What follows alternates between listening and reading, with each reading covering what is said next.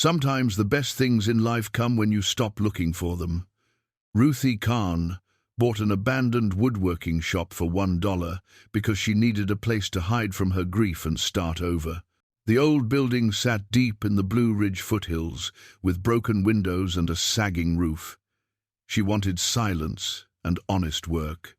On her third week of restoration, her German shepherd started digging beneath the old lathe benches. He would not stop until she pulled back the rotted floorboards. What she found was a wooden crate containing 12 gold bars worth $50 million. But the gold was not the real discovery. It was learning that someone had been waiting 70 years for it to resurface. What happens when a woman seeking peace uncovers a secret that dangerous people will kill to protect? Before we jump back in, tell us where you're tuning in from. And if this story touches you, make sure you're subscribed, because tomorrow I've saved something extra special for you. The apartment in Richmond had never felt like home, not even after 40 years. Ruthie Karn, Ruthie, to the handful of people who still bothered with her name, stood in the middle of the empty living room and felt nothing. The furniture was gone, donated to Goodwill the week before. The walls showed pale rectangles where pictures had hung, though she could barely remember what those pictures had been. Her sister's funeral was 3 weeks behind her, and the silence that followed had become unbearable. 62 years old. And what did she have to show for it? A career as a hospital records clerk that had ended with a modest pension. A studio apartment she'd rented since 1985. A German shepherd named Barrow, who was probably the only living creature that cared whether she came home at night. Her sister Linda had been her last connection to family, to the past, to anything that mattered. And Linda's service had been attended by exactly 7 people.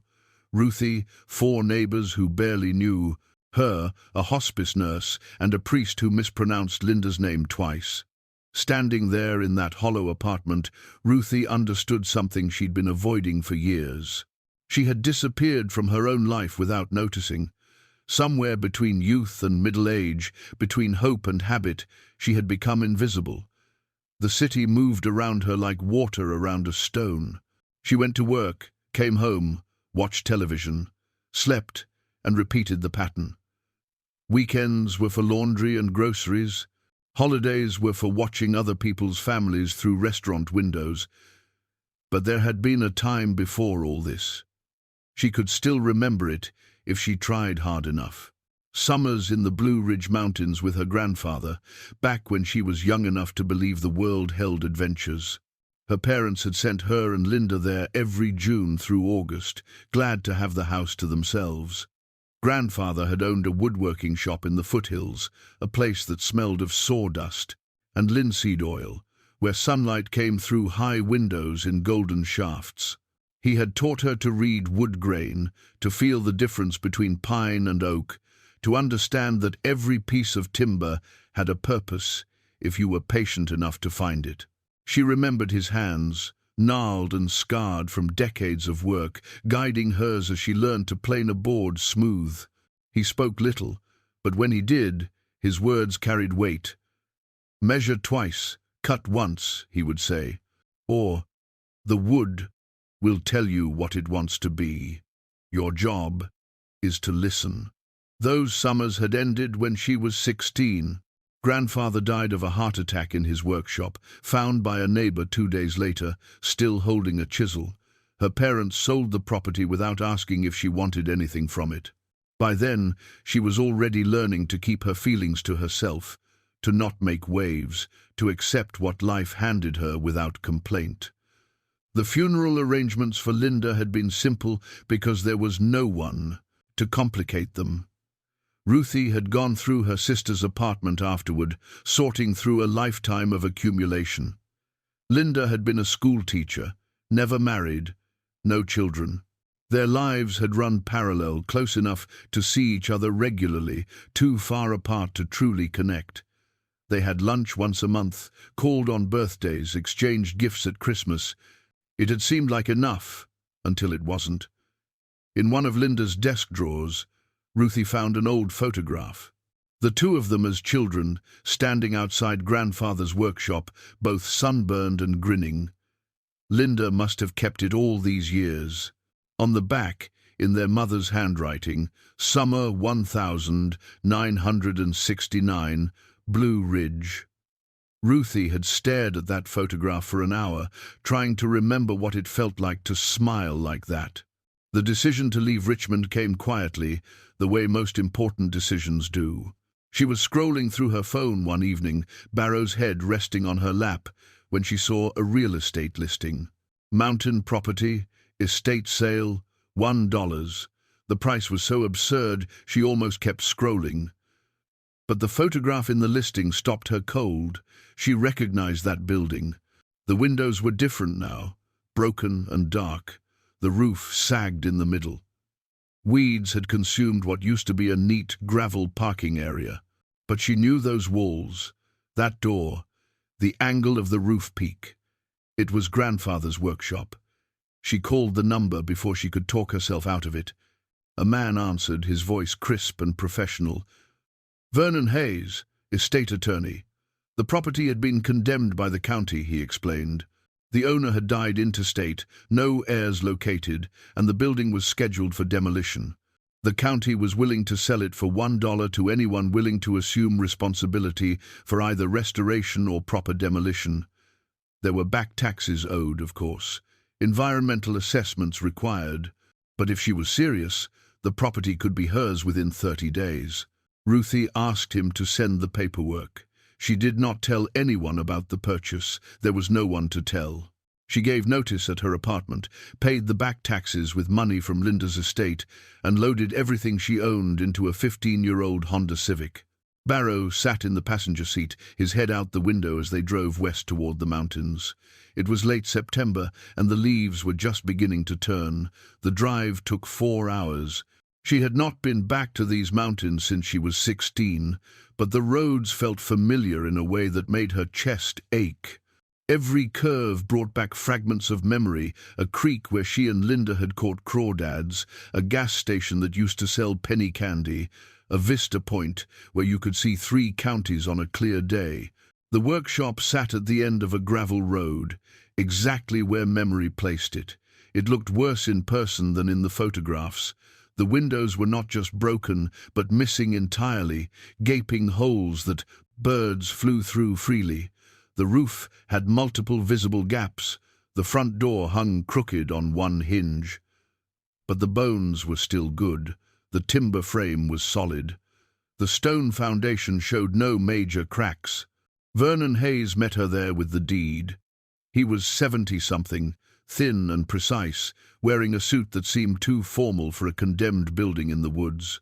He handed her a clipboard and showed her where to sign. "You understand the condition," he said. It was not a question. The county inspected it last year. Foundation sound, but everything else needs work. Electrical is shot, plumbing is shot, roof needs complete replacement. You're looking at substantial investment just to make it habitable. "I understand," Ruthie said. "May I ask what you plan to do with it?" She looked at the building, at the mountains rising behind it, at the quality of light filtering through the trees. "I'm going to fix it," she said. He nodded, as if this made perfect sense, though his expression suggested otherwise. They completed the paperwork in his car, Ruthie signing page after page, while Barrow investigated the perimeter of the property. When it was done, Vernon handed her a single key on a plain ring. "Good luck," he said, and drove away. Ruthie stood alone in front of the workshop with her dog and her car full of belongings and a lifetime of regret pressing against her ribs. The key was cold in her hand. She walked to the crooked door and forced it open, hinges screaming. Inside, the air was thick with dust and the smell of rot and time. But underneath that, she could still detect it, the ghost of sawdust and linseed oil, the memory of her grandfather's workspace. The interior was chaos.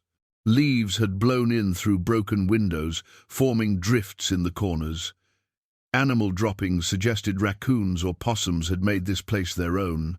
The workbenches remained, though, massive structures built from oak and anchored to the floor. The tools were mostly gone, scavenged over the years, but a few remained: a rusted hand plane, a broken spokeshave, a mallet with a cracked handle. Along the back wall, the old lathe stood silent, its motor long dead but its frame still proud. Ruthie walked to it and placed her hand on the cold metal. Her grandfather had turned hundreds of table legs on this machine, thousands of spindles and finials. She had watched him work, hypnotized by the spinning wood, the shower of shavings, the way rough timber became something graceful under his hands. Behind the main workspace, a door led to the attached living quarters. Grandfather had lived here year-round, a simple existence that suited him. The apartment was small, one room that served as bedroom and living space, a narrow kitchen, a bathroom barely large enough to turn around in. But it had been clean and orderly when he was alive. Now it was stripped bare, walls water-stained, floor warped from roof leaks. Ruthie tested the bathroom faucet without hope. The pipes groaned, then produced a stream of brown water that slowly cleared to rust-tinged but running. A small victory. The toilet did not work. The kitchen sink produced the same rusty flow. The electrical panel looked dangerous, old ceramic fuses and cloth-wrapped wiring that probably dated to the 1950 seconds. She returned to her car and began unloading.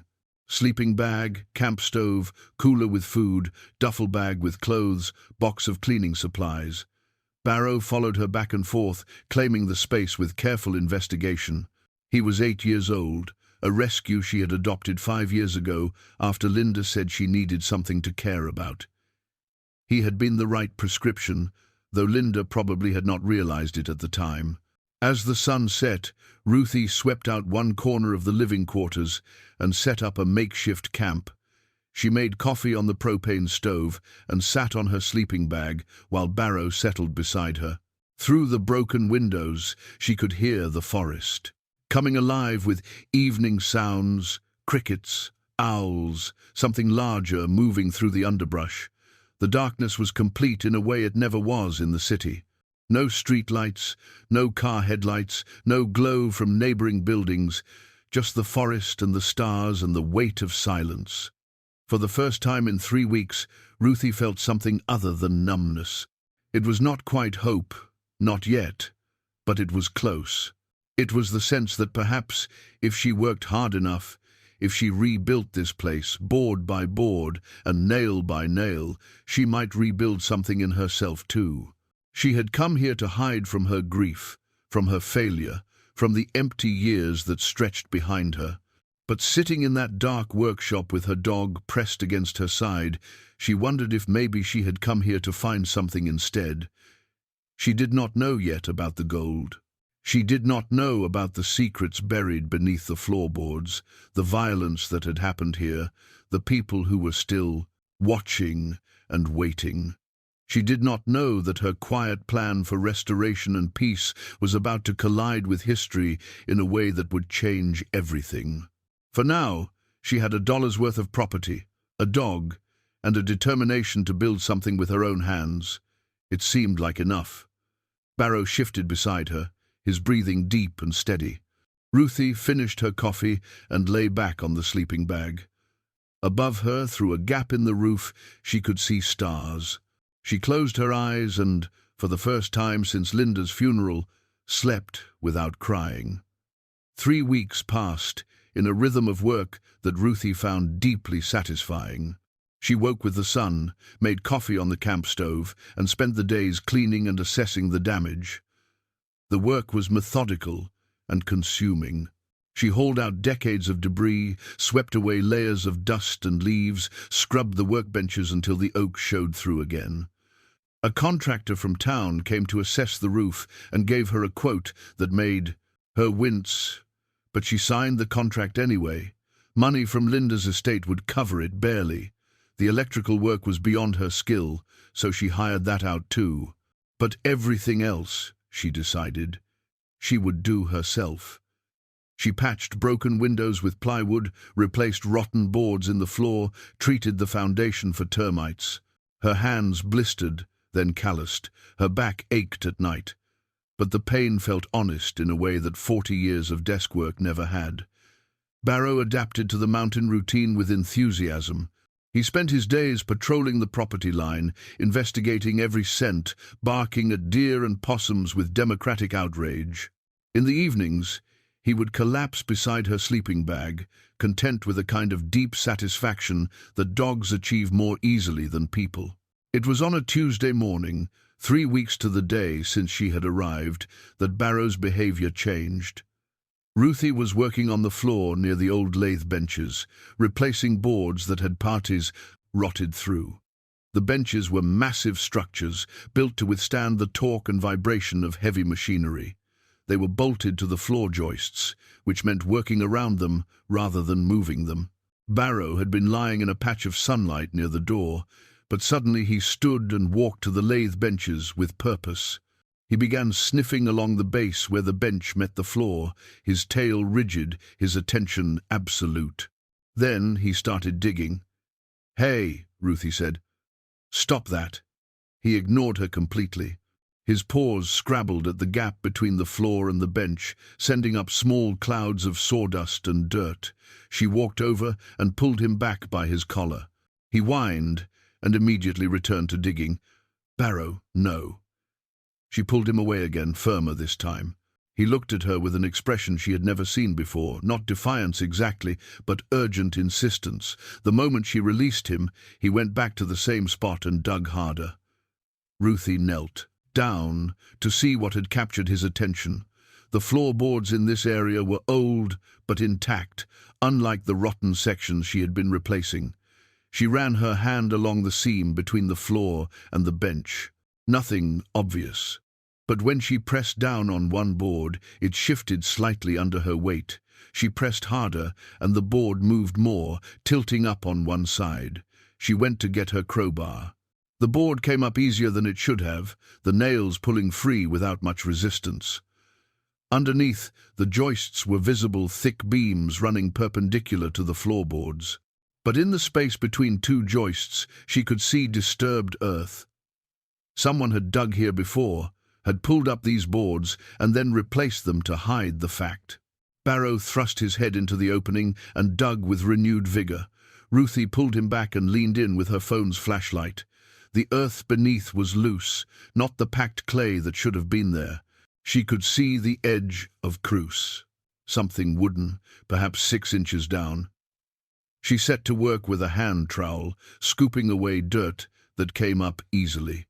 Within minutes, she had exposed the top of a wooden crate, perhaps 3 feet long and 2 feet wide. The wood was old but well made, dovetail joints at the corners, the kind of craftsmanship her grandfather would have approved of. There were markings stamped on the lid, but they were too dirt-covered to read. Ruthie cleared more earth from around the crate's edges. It was heavy, she could tell from the way it sat in the ground, planted firmly despite the loose soil. She worked the crowbar underneath one edge and levered upward. The crate shifted, but did not rise. She tried again, putting her full weight on the bar, and this time the crate broke free with a sucking sound. Getting it out of the hole required another 10 minutes of work, tilting and lifting and shoving, until finally she could drag it clear of the opening. Barrow circled the crate, sniffing intensely, occasionally looking at Ruthie as if to say, "I told you so." The markings on the lid were clearer now. Stamped in faded black ink, U.S. Army 1944. Below that, a serial number she did not recognize. The crate was secured with a simple hasp and a padlock so rusted it crumbled when she tapped it with her hammer. Ruthie paused, with her hand on the lid. Some part of her understood that opening this crate would change things in ways she could not predict. The smart thing would be to call someone, the police, maybe, or a historian. But another part of her, the part that had driven 4 hours to buy a condemned building for $1, needed to know what was inside. She lifted the lid. Gold, The word arrived in her mind before conscious thought, before disbelief or fear or any other reaction. 12 bars of gold, each about the size of a brick, nested in straw packing that had mostly disintegrated. The metal caught the light from her flashlight and threw it back, a warm glow that seemed almost alive. She reached in and touched one bar. It was cold and remarkably heavy. She tried to lift it and was surprised by the weight. She could manage it with both hands, but barely. The surface was stamped with markings. A number, a date 1943, and an emblem she recognized from history books. An eagle clutching a swastika. Nazi gold. She was holding Nazi gold in her grandfather's workshop. Ruthie set the bar back in the crate carefully, as if it might explode. Her heart was hammering now, her breath coming short. She counted the bars again to be sure. 12. Each one had to weigh 20 or 30 pounds. She had no idea what gold was worth, but she knew it was considerable. Tens of thousands per bar, certainly. Maybe more. She noticed something else in the crate, tucked against one side. A small, leather-bound notebook, swollen with moisture but intact. She lifted it out gently. The cover was unmarked, but when she opened it, she found pages covered in handwritten entries, dates, initials, numbers. The ink had faded but was still legible.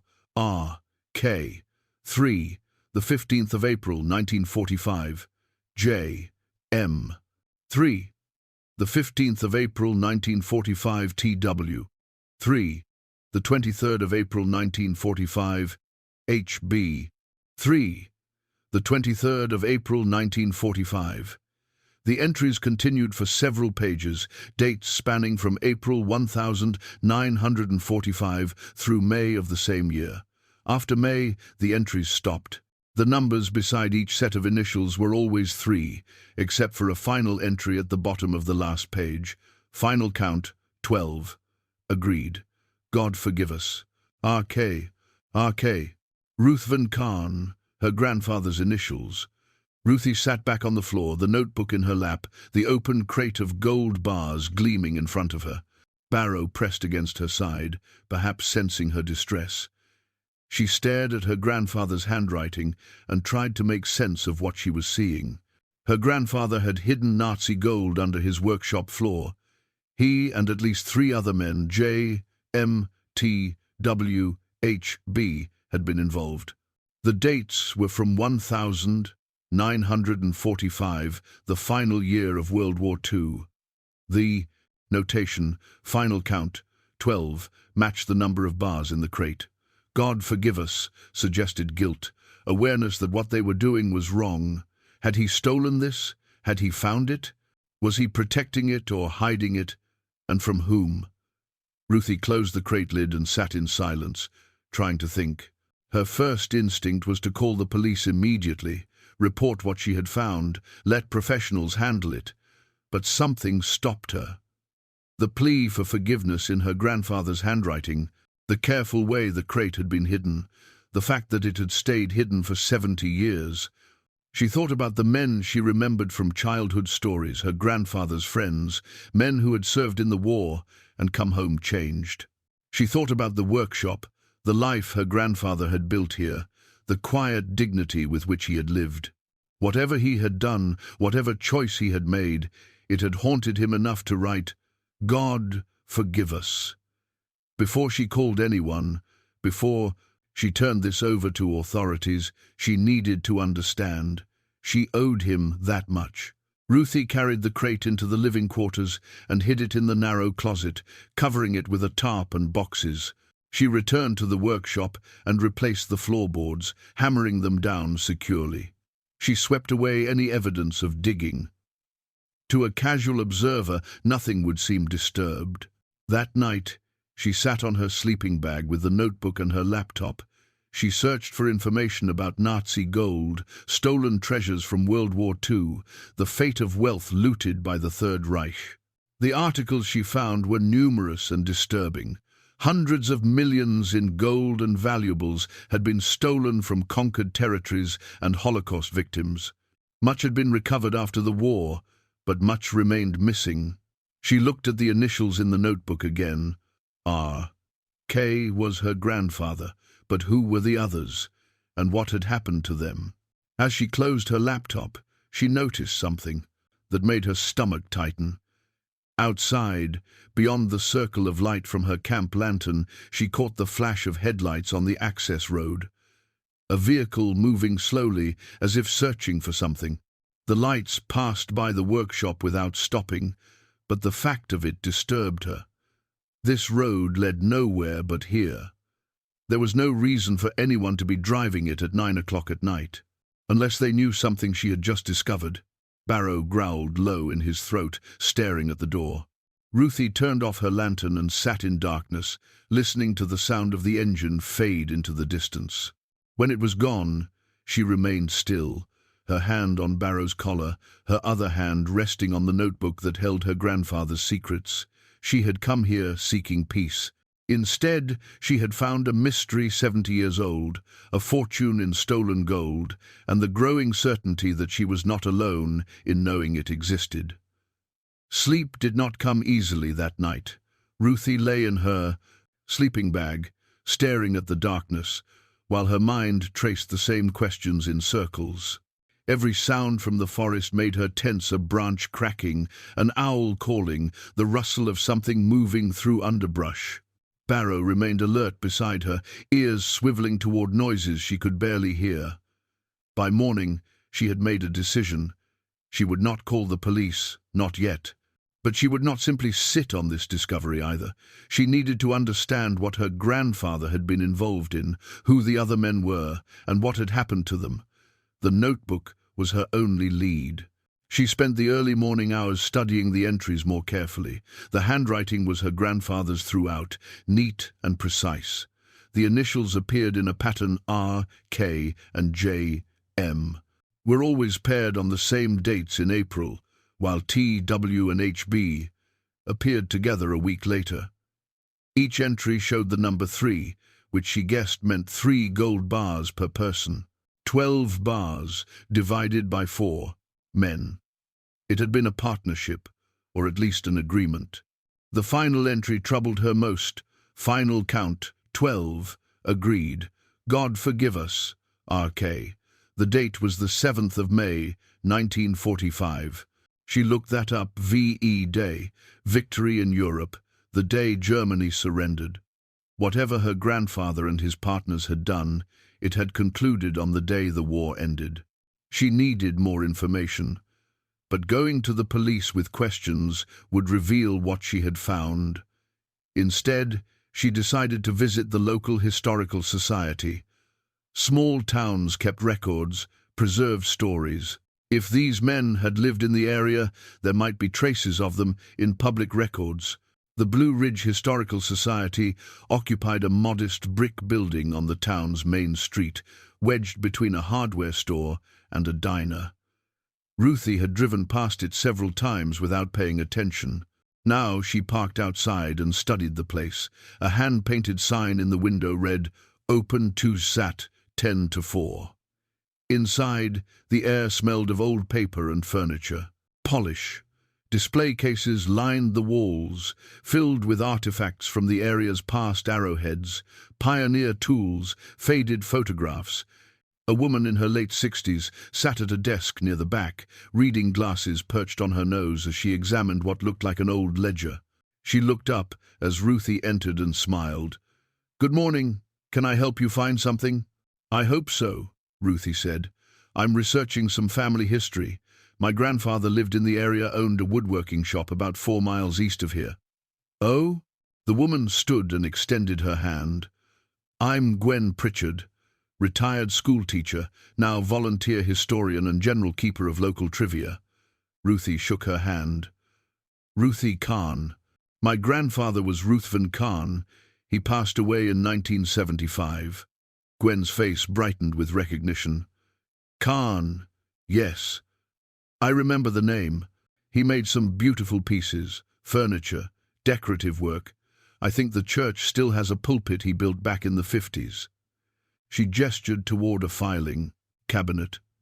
We might have some information on him. What specifically are you looking for?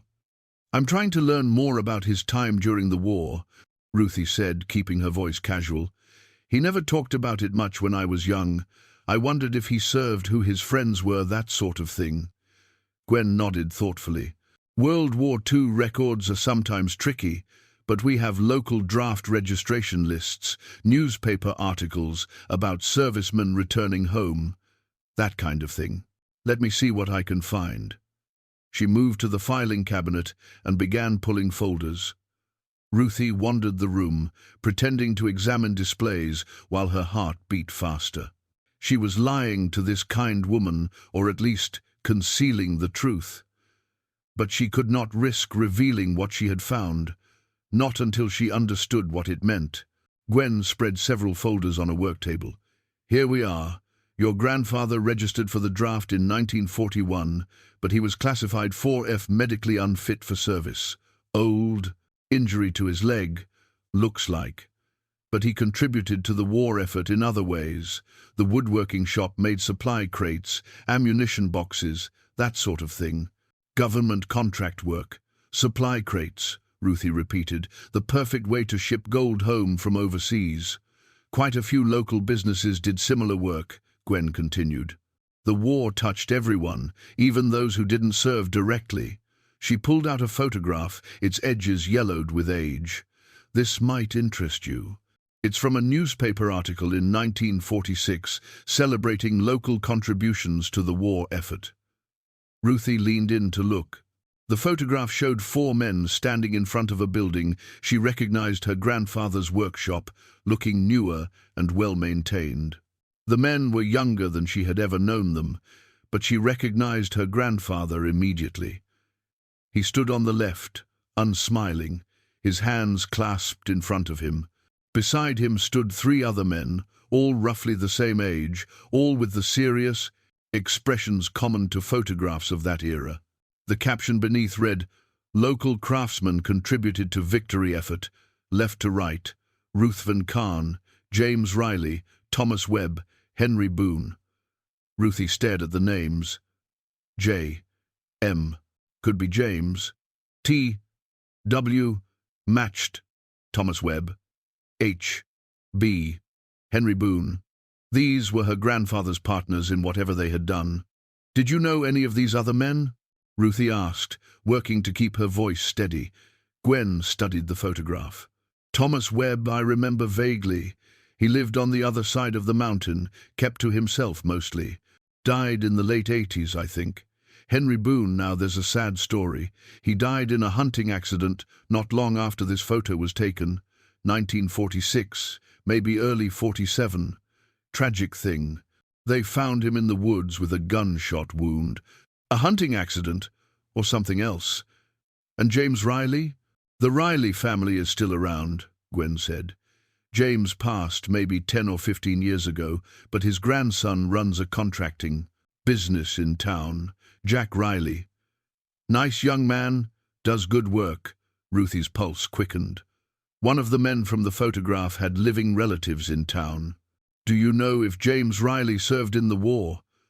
"I believe so. Let me check." Gwen returned to the filing cabinet and pulled another folder. "Yes, here we are.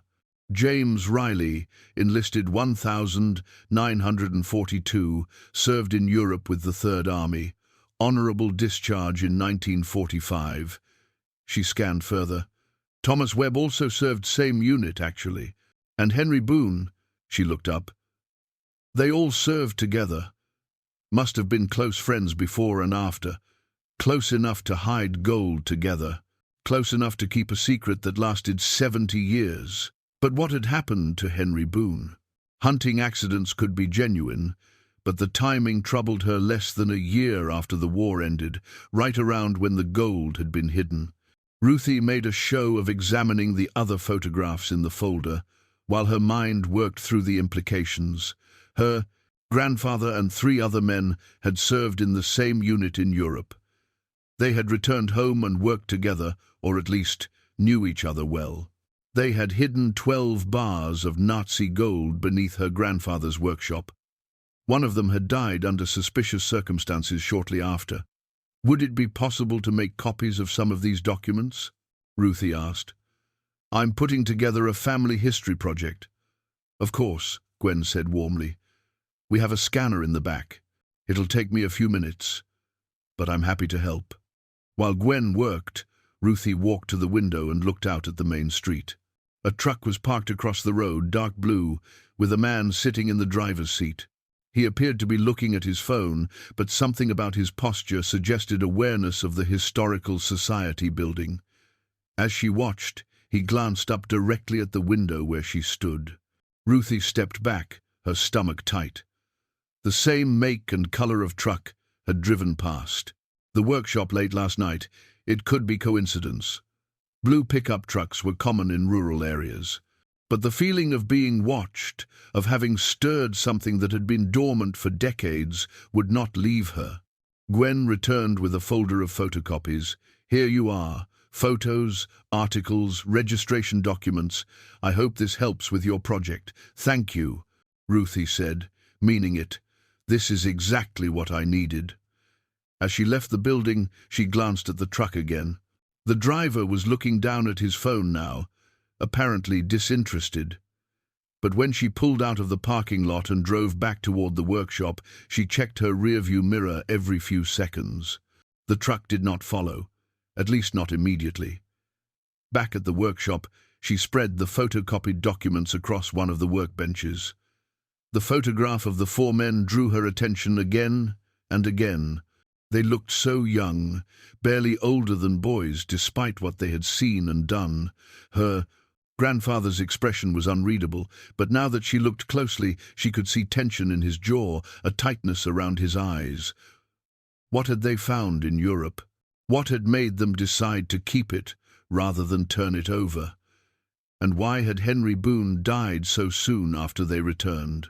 The notebook offered no answers, only cryptic entries, and her grandfather's plea for forgiveness. But now she had names, dates, and the knowledge that at least one family member of the original group still lived nearby. Jack Riley. She would need to find him, to ask questions without revealing what she knew. It would require delicacy and probably deception. But if she wanted answers, if she wanted to understand what her grandfather had done and why, she would have to take the risk. Outside, Barrow barked sharply. Ruthie went to the window and looked out. The dog stood at the edge of the property, facing the woods, his tail rigid. She saw nothing but trees and shadows. But Barrow did not bark at nothing. Something or someone was out there.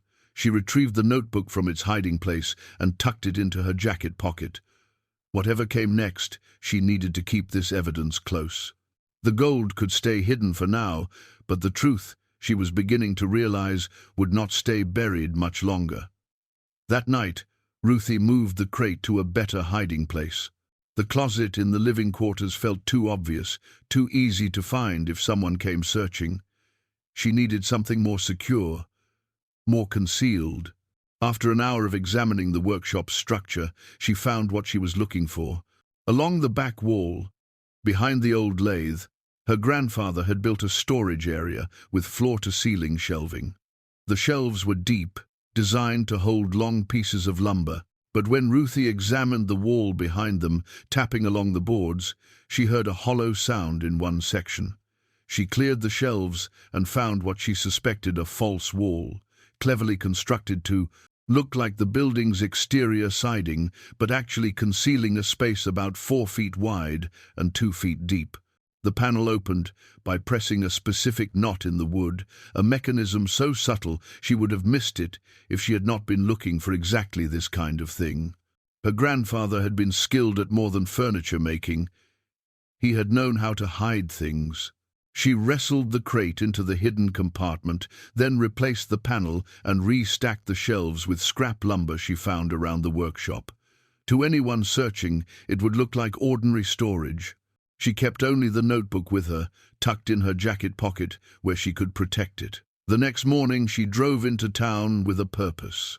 The hardware store owner had mentioned Jack Riley when she bought supplies the previous week, saying he did good work if she needed help with the restoration. Now she needed to find him without appearing too eager or suspicious. The hardware store was busy for a Wednesday morning.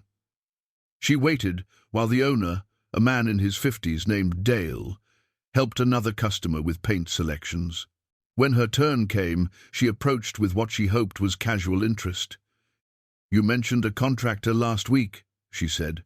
"Jack Riley? I'm thinking about getting some professional help with the electrical work." Dale nodded. "Jack does good work. Honest, shows up when he says he will. His shop is about 2 miles north of here, right off Highway 221. Blue building, can't miss it. Has his family been in the area long?" "Rileys go back generations," Dale said. "Jack's grandfather served in World War II, came back and built up a good construction business. Jack's father ran it after him, and now Jack's carrying it on. Good people." Ruthie thanked him and bought a few items she did not need, maintaining the pretense of casual conversation. Then she drove north on Highway 221 until she spotted the blue building, a metal-sided shop with Riley. Construction painted across the front in neat letters. 2 trucks were parked outside, both with the company name on the doors. She pulled in and sat for a moment, gathering her thoughts. She needed information from Jack Riley, but she could not reveal why she was asking. The story about electrical work would have to be genuine enough to pass scrutiny. Inside the shop, the smell of sawdust and motor oil reminded her achingly of her grandfather's workshop. A woman in her 30s sat at a desk near the front, working on a laptop. She looked up and smiled. "Can I help you?" "I'm looking for Jack Riley," Ruthie said. "I was told he might be able to help with some renovation work. He's in the back. Let me grab him." The woman disappeared through a doorway, and a moment later, a man emerged. Jack Riley was probably in his mid-40s, tall and lean, with the weathered look of someone who worked outdoors. He wore work pants and a flannel shirt, and his handshake was firm without being aggressive. "Jack Riley, what can I do for you?" Ruthie introduced herself and explained about the workshop, keeping the details vague. "The electrical system is pretty ancient. I'm worried about fire risk. I wondered if you might take a look, give me an estimate." "Sure, I can do that. Where's the property?" She gave him the address, watching his face carefully. Something shifted in his expression, not quite recognition but awareness. "The old Karn place?" he said quietly. "That's right. He was my grandfather." Jack studied her for a moment. "I didn't know anyone was working on that building. Last I heard, it was going to be demolished. I bought it from the county, paying my respects, I guess, and maybe trying to save something worth saving." He nodded slowly. "My grandfather knew yours. They were friends back in the day."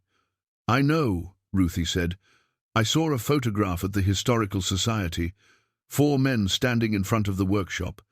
Something in Jack's eyes changed. Not suspicion exactly, but heightened attention. "You've been doing research, just trying to learn about family history. My grandfather died when I was 16. I realize now I never knew much about him." "Same," Jack said. "Mine passed about 5 years ago. Didn't talk much about the war, about those years. I always wondered why. An opportunity." Ruthie took it carefully. "Did your grandfather stay in touch with the others? Thomas Webb, Henry Boone?" Jack's expression clouded. "Webb, some. They had a falling out eventually, but they were civil enough. Boone died before I was born. Hunting accident, supposedly." "Supposedly?" Jack glanced at his employee, who had returned to her work but was within earshot. "Let me come look at your electrical situation. We can talk more there. How about tomorrow morning, around 9? "That works," Ruthie said. They exchanged phone numbers, and she left with the sense that Jack Riley knew more than he was saying.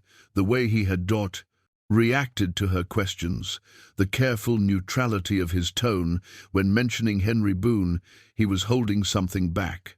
Driving back to the workshop, she noticed a truck behind her on the highway. Dark blue, same make as the one she had seen outside the Historical Society. It maintained a steady distance, neither closing nor falling back. When she turned onto the gravel road leading to the workshop, the truck continued past on the highway. But the coincidence felt too pointed to ignore. Back at the workshop, she found Barrow agitated again. He met her at the car with his hackles raised, a low growl in his throat. She followed his gaze to the workshop door. It was slightly ajar. She was certain she had closed it fully when she left. Her stomach tightened. She approached slowly, her hand on Barrow's collar. The dog wanted to charge ahead, but she held him back. If someone was inside, she did not want to walk into a confrontation unprepared. She pushed the door open wider and called out, "Hello? Anyone here?" Silence. Barrow pulled forward, and this time she let him go. He raced inside, barking, his nails skittering on the wooden floor. She followed more cautiously, her phone in her hand, ready to call for help. The workshop appeared undisturbed. The tools were where she had left them, the workbenches untouched. But when she went to the storage area along the back wall, her breath caught. The shelves had been moved slightly, not obviously, but enough that she noticed. Someone had been searching. She checked the false panel. It was still in place, the mechanism undiscovered. The crate remained hidden, but the fact that someone had been here, had been looking for something, sent a chill through her that had nothing to do with the autumn air. Barrow continued to patrol the space, sniffing every corner, his agitation not subsiding.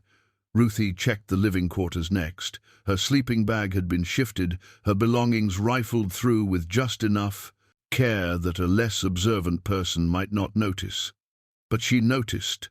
Someone had gone through her things while she was in town. She walked outside and examined the ground around the building. Fresh tire tracks in the soft earth, different from her own. Boot prints near the door, larger than her size, with a distinctive tread pattern. Someone had been here within the last hour. The message was clear. Whoever was interested in the workshop knew she was asking questions. They were watching her, searching for what they believed was here, and they were willing to break in to find it. Ruthie stood in the October sunlight, her dog pressed against her leg, and faced a choice. She could call the police now, report the break-in, hand over the gold and the notebook, and let authorities handle it. Or she could continue down this path, knowing it was growing more dangerous with each step. She thought about her grandfather's handwriting in the notebook.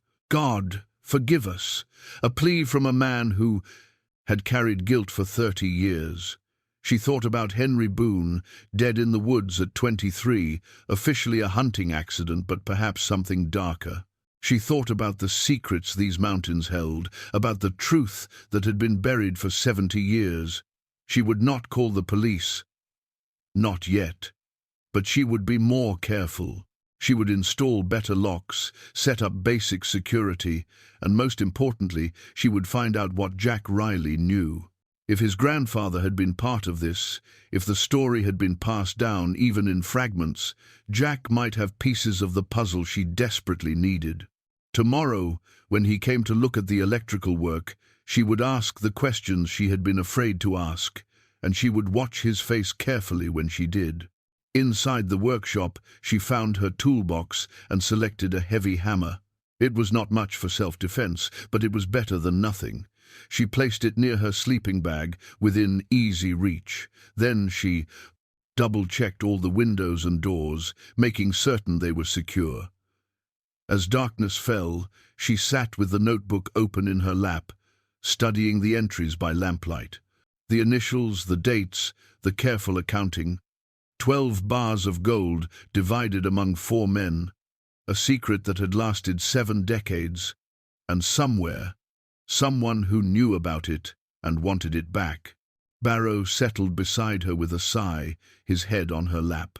She stroked his ears and stared at the shadows on the wall, wondering what her grandfather would think of her now. Would he approve of her digging into the past? Or would he want her to run, to take the gold and disappear before whatever killed Henry Boone came for her too? She did not know the answer, but she knew she was not running. Not yet. Not until she understood what had really happened in 1945 and why her grandfather had spent 30 years asking God for forgiveness. Jack Riley arrived exactly at 9 the next morning, driving a white work truck with his company logo on the door. Ruthie had been awake since dawn, nervous energy making sleep impossible.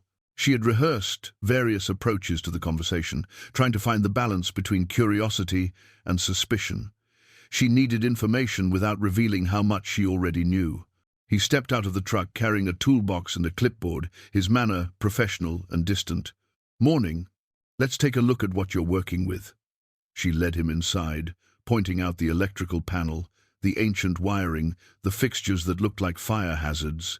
He examined everything methodically, taking notes, occasionally testing outlets with a voltage meter. While he worked, Ruthie stayed nearby, looking for an opening to steer the conversation toward the past. "Must be strange," she said finally, "working on a building your grandfather knew so well." Jack glanced up from the panel. "Strange how? I mean, they were friends. He probably spent time here, knew the place when it was active." "Maybe." Jack returned to his examination, his tone neutral. "That was a long time ago." She tried a different angle. The Historical Society had some interesting photographs, one from 1946 celebrating local war contributions. Your grandfather was in it, along with mine and 2 others. Jack straightened, meeting her eyes directly. "Thomas Webb and Henry Boone. You know about them?" "Some. My grandfather mentioned them occasionally. Said they'd served together overseas, stayed friends after." He paused, choosing his words carefully. "But something happened.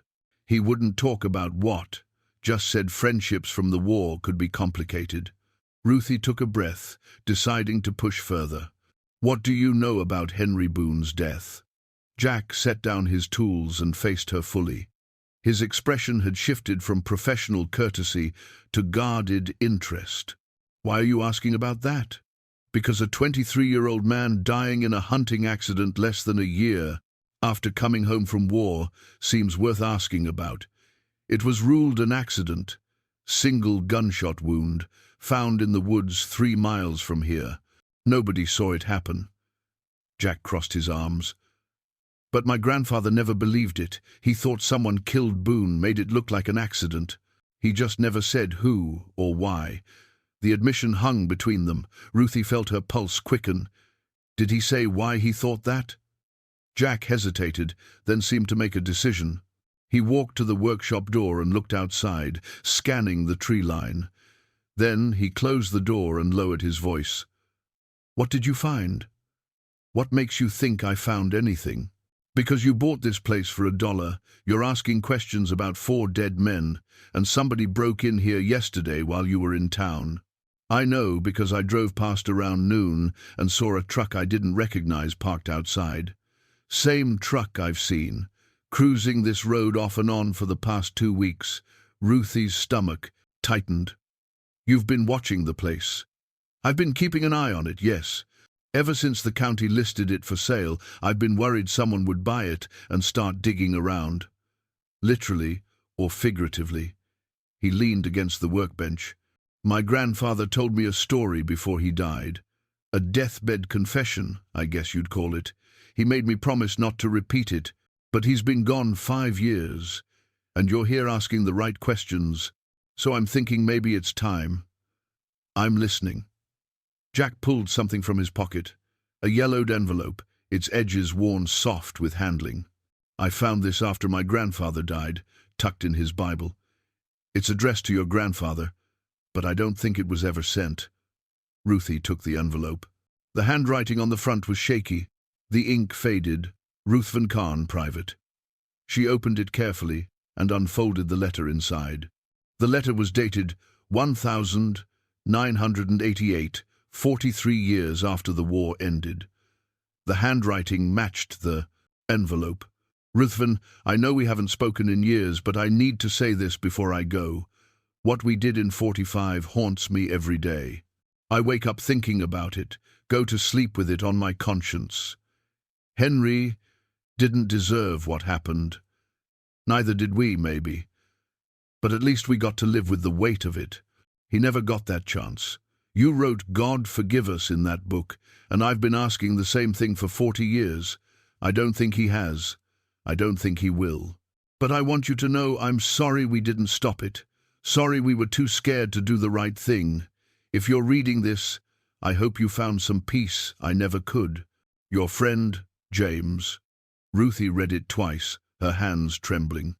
The letter confirmed what she had suspected. Henry Boone's death was connected to the gold.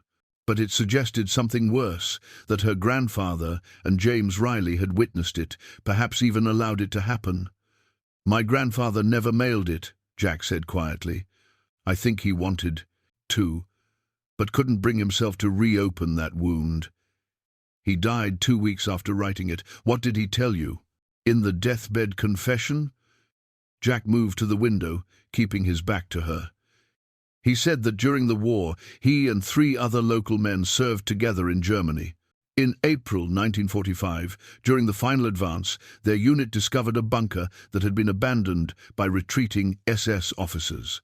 Inside, they found crates of gold bars, part of a larger cache stolen from occupied territories. Ruthie's breath caught. This matched what she had found.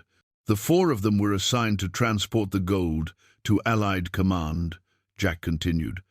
But on the way back, they made a decision. The war was almost over. They'd seen terrible things, done terrible things. They felt they'd earned something for their service. So they reported the gold destroyed in an ambush and shipped it home in supply crates mixed with legitimate materials. The crates my grandfather was making for the war. Effort. Exactly. Nobody questioned it. Who would audit wooden boxes in the middle of a war? The gold arrived here in summer of 1945, and they buried it under this building, planning to wait a few years before dividing it up and moving it somewhere safer. But Henry Boone didn't want to wait. Jack turned to face her. Boone wanted his share immediately. Wanted to leave, start fresh somewhere else. The others said it was too soon, too risky. They argued.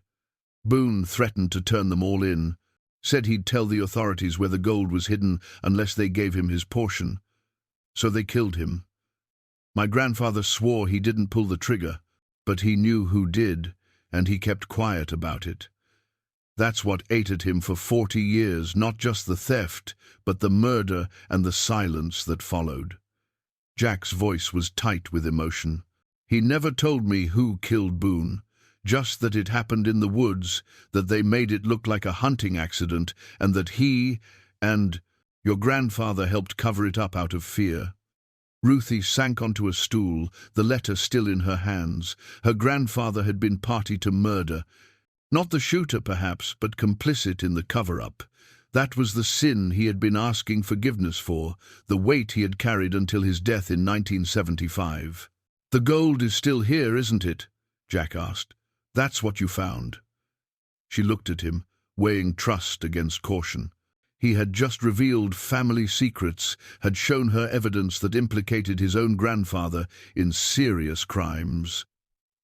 The smart thing would be to deny everything. But she was tired of secrecy, and she needed an ally. Yes, she said, under the floor, where they left it. 12 bars, exactly as the notebook recorded. Notebook? She pulled it from her pocket and showed him. Jack studied the entries, his face pale. R.K.J.M.T.W.H.B. My grandfather was J.M., James Michael Riley. And the 4th man, Thomas Webb, died in 1989. Natural causes, as far as I know. No family, no heirs. Jack handed the notebook back. So it's just us now. The grandchildren of thieves and murderers sitting on $50 million of stolen Nazi gold. It's not Nazi gold, Ruthie said, or not originally. The Nazis stole it first, from people they conquered, people they killed. That gold has blood on it from both ends. What are you going to do? It was the question she had been asking herself since finding the crate. I don't know. Turn it over to authorities, I suppose. Let them sort out who it belongs to, where it should go. And the murder? Your grandfather's involvement, mine? They're dead. They can't be punished now. She met his eyes. But someone else knows about this. Someone broke in here yesterday. Someone's been watching the place. Who? Jack's expression darkened. There's one person who might know the whole story. Someone who's been asking questions about this property for years, trying to buy it whenever it came up for sale. Who? Henry Boone's son, Dennis Boone. He runs an auto repair shop on the other side of town. He's got to be in his 60s now. But his father's death has always been a mystery to him. He's been searching for answers his whole life. The implications settled over Ruthie like a weight. If Dennis Boone suspected his father had been murdered over hidden treasure, if he had been watching the property for decades, he would not simply let it go now that someone had finally bought the place. We need to talk to him, Ruthie said. That's a terrible idea. Maybe, but hiding from this isn't working. Someone's already breaking in, watching me. If Boone knows something, or thinks he knows something, I'd rather face it directly than wait for him to make the next move. Jack shook his head slowly. My grandfather was terrified of the Boones. Said Henry's father was a hard man, that the family didn't forgive easily.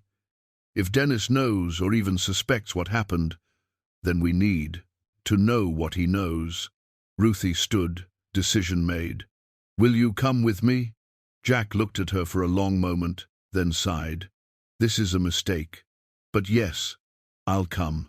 Somebody needs to make sure you don't get yourself killed asking questions that are 70 years overdue. They agreed to go that afternoon, after Jack finished his estimate. As he worked, Ruthie stood at the window, watching the tree line for movement. Somewhere out there, in these mountains that had seemed like refuge, a man was waiting who might hold the final piece of the puzzle. And that piece, she suspected, would not be offered willingly. Dennis Boone's auto repair shop sat on a patch of gravel and weeds at the edge of town, a cinder-block building with 2 garage bays and a hand-painted sign that had faded to near illegibility. 3 vehicles in various states of disrepair occupied the lot, and the air smelled of motor oil and rust. As Ruthie and Jack pulled up in Jack's truck, a man emerged from one of the bays, wiping his hands on a rag. Dennis Boone was in his mid-60s, built thick through the shoulders and chest, with close-cropped grey hair and a face weathered by sun and suspicion. He watched them approach with eyes that calculated and judged in the span of seconds. "Help you?" His voice was flat, unwelcoming. Jack spoke first. "Dennis. Been a while." "Jack Riley." Boone's gaze shifted to Ruthie. "And you are?" "Ruthie Karn. I bought the old woodworking shop on Mountain Road." Something changed in Boone's expression. Not surprise exactly, but recognition. As if he had been waiting for this conversation. "The Karn place. Wondered who finally got that property. County wouldn't sell it to me, no matter how many offers I made." "Why did you want it?" Ruthie asked directly. Boone tossed the rag aside and crossed his arms. "Why does anyone want anything? Thought I might fix it up, make use of it." His eyes narrowed. "But that's not why you're here. You didn't drive all the brained way out here to discuss real estate. We want to talk about your father," Jack said. The air seemed to tighten.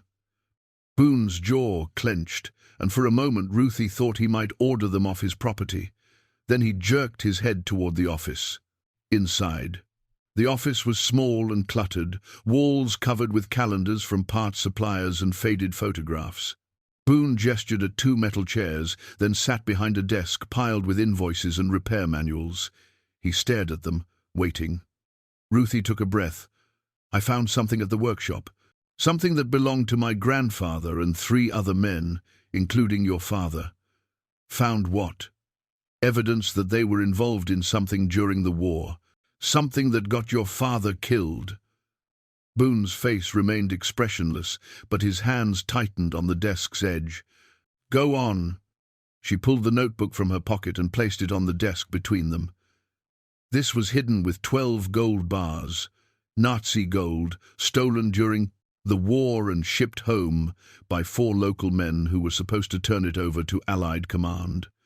The entries are dated 1945. Your father's initials are there, H.B. Henry Boone. Boone picked up the notebook with hands that trembled slightly. He read the entries in silence, his breathing growing heavier. When he reached the final page, "God forgive us, R.K." He set the book down carefully and looked up at Ruthie. "I always knew," he said quietly.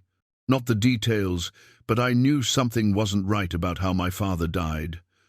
I was 2 years old when it happened, too young to remember him, but my mother, before she passed, she told me things.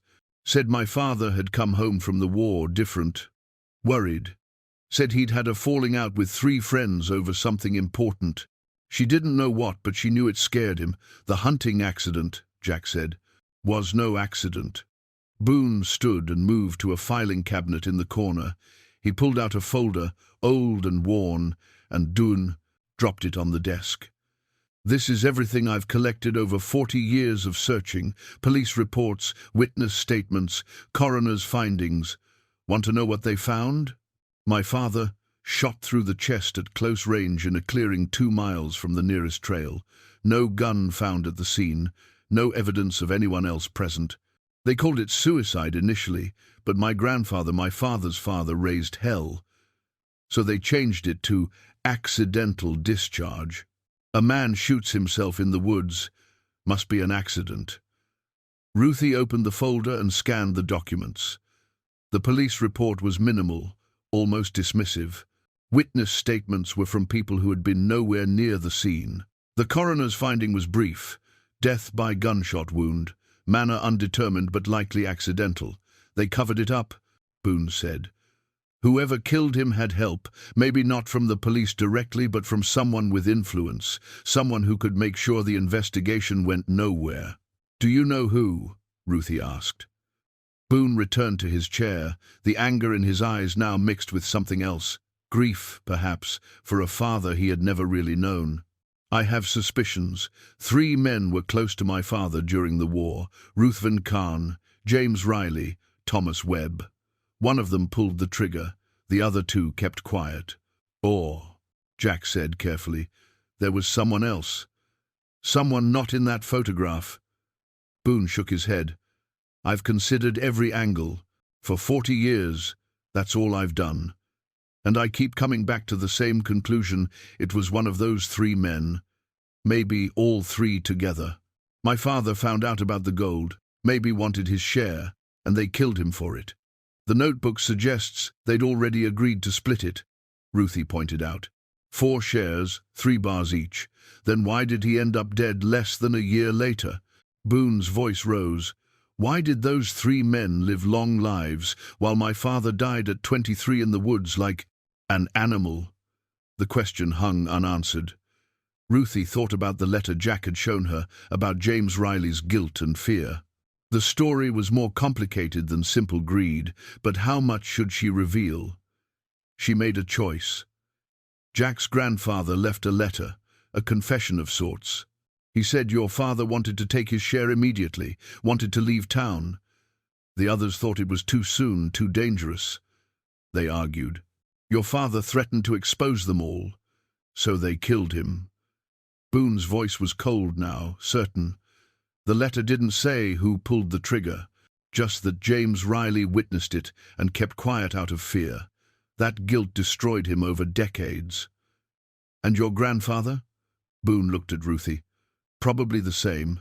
He died asking God for forgiveness. Whatever happened in those woods, it haunted him." Boone stood and paced the small office, his hands clenched into fists. "You found the gold. 12 bars, you said. $50 million, give or take. That's what my father died for. That's what I've spent my whole life trying to understand." "It's still there," Ruthie said. Hidden at the workshop. I haven't moved it, haven't touched it except to confirm what it was. Why are you telling me this? Because you deserve to know the truth, and because someone else is looking for it. Someone broke into the workshop while I was gone, searched the place. I've seen a truck watching the property. I think whoever's interested in that gold isn't going to stop just because it's been hidden for 70 years. Boone stopped pacing and faced her. What do you want from me? I want to know if you have any idea who else might know about this. Your father must have told someone, or hinted at something. Maybe your mother mentioned names, people who asked questions after he died. Boone thought for a moment, then nodded slowly. There was one man, came around when I was maybe 10 or 11, asking my mother questions about my father's war service. Said he was writing a history, doing research. But the questions were strange, wanted to know about my father's finances, whether he'd left anything valuable behind, if my mother had found any documents or letters. Did she? She told him no, sent him away. But after he left, she told me to remember his name. Said if I ever saw him again, I should be careful. She didn't trust him. What was his name? Jack asked. Morgan. Captain Raymond Morgan.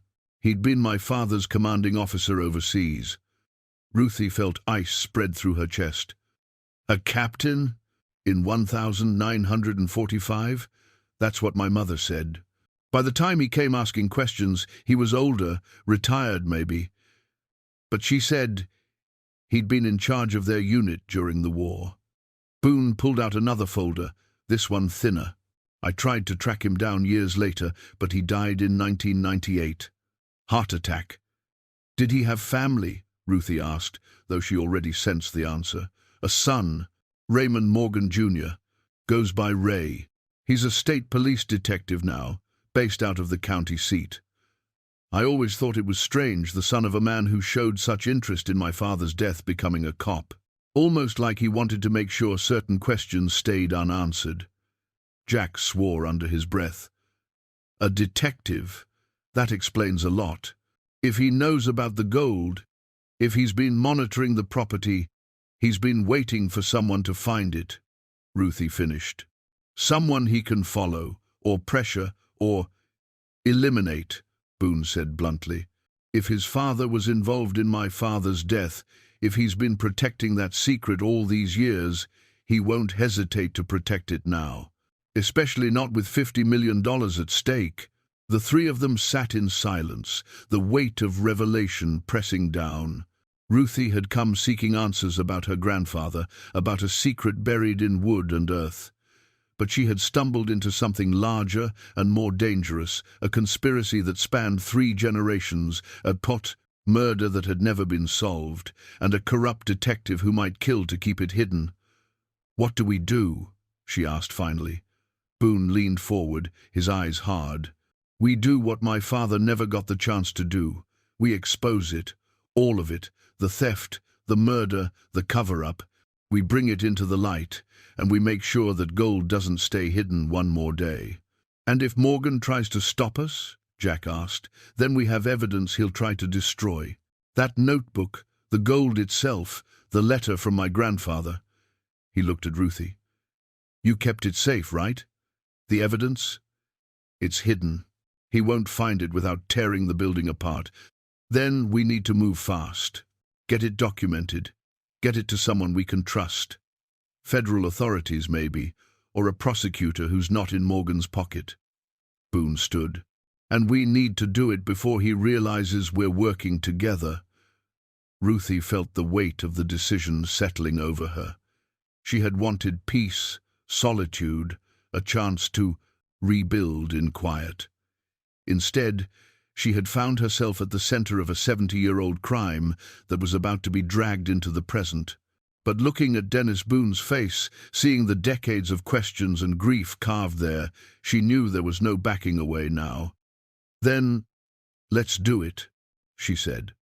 Let's finish what they started in 1945. The 3 of them, grandchildren of thieves and murderers and victims, made a plan.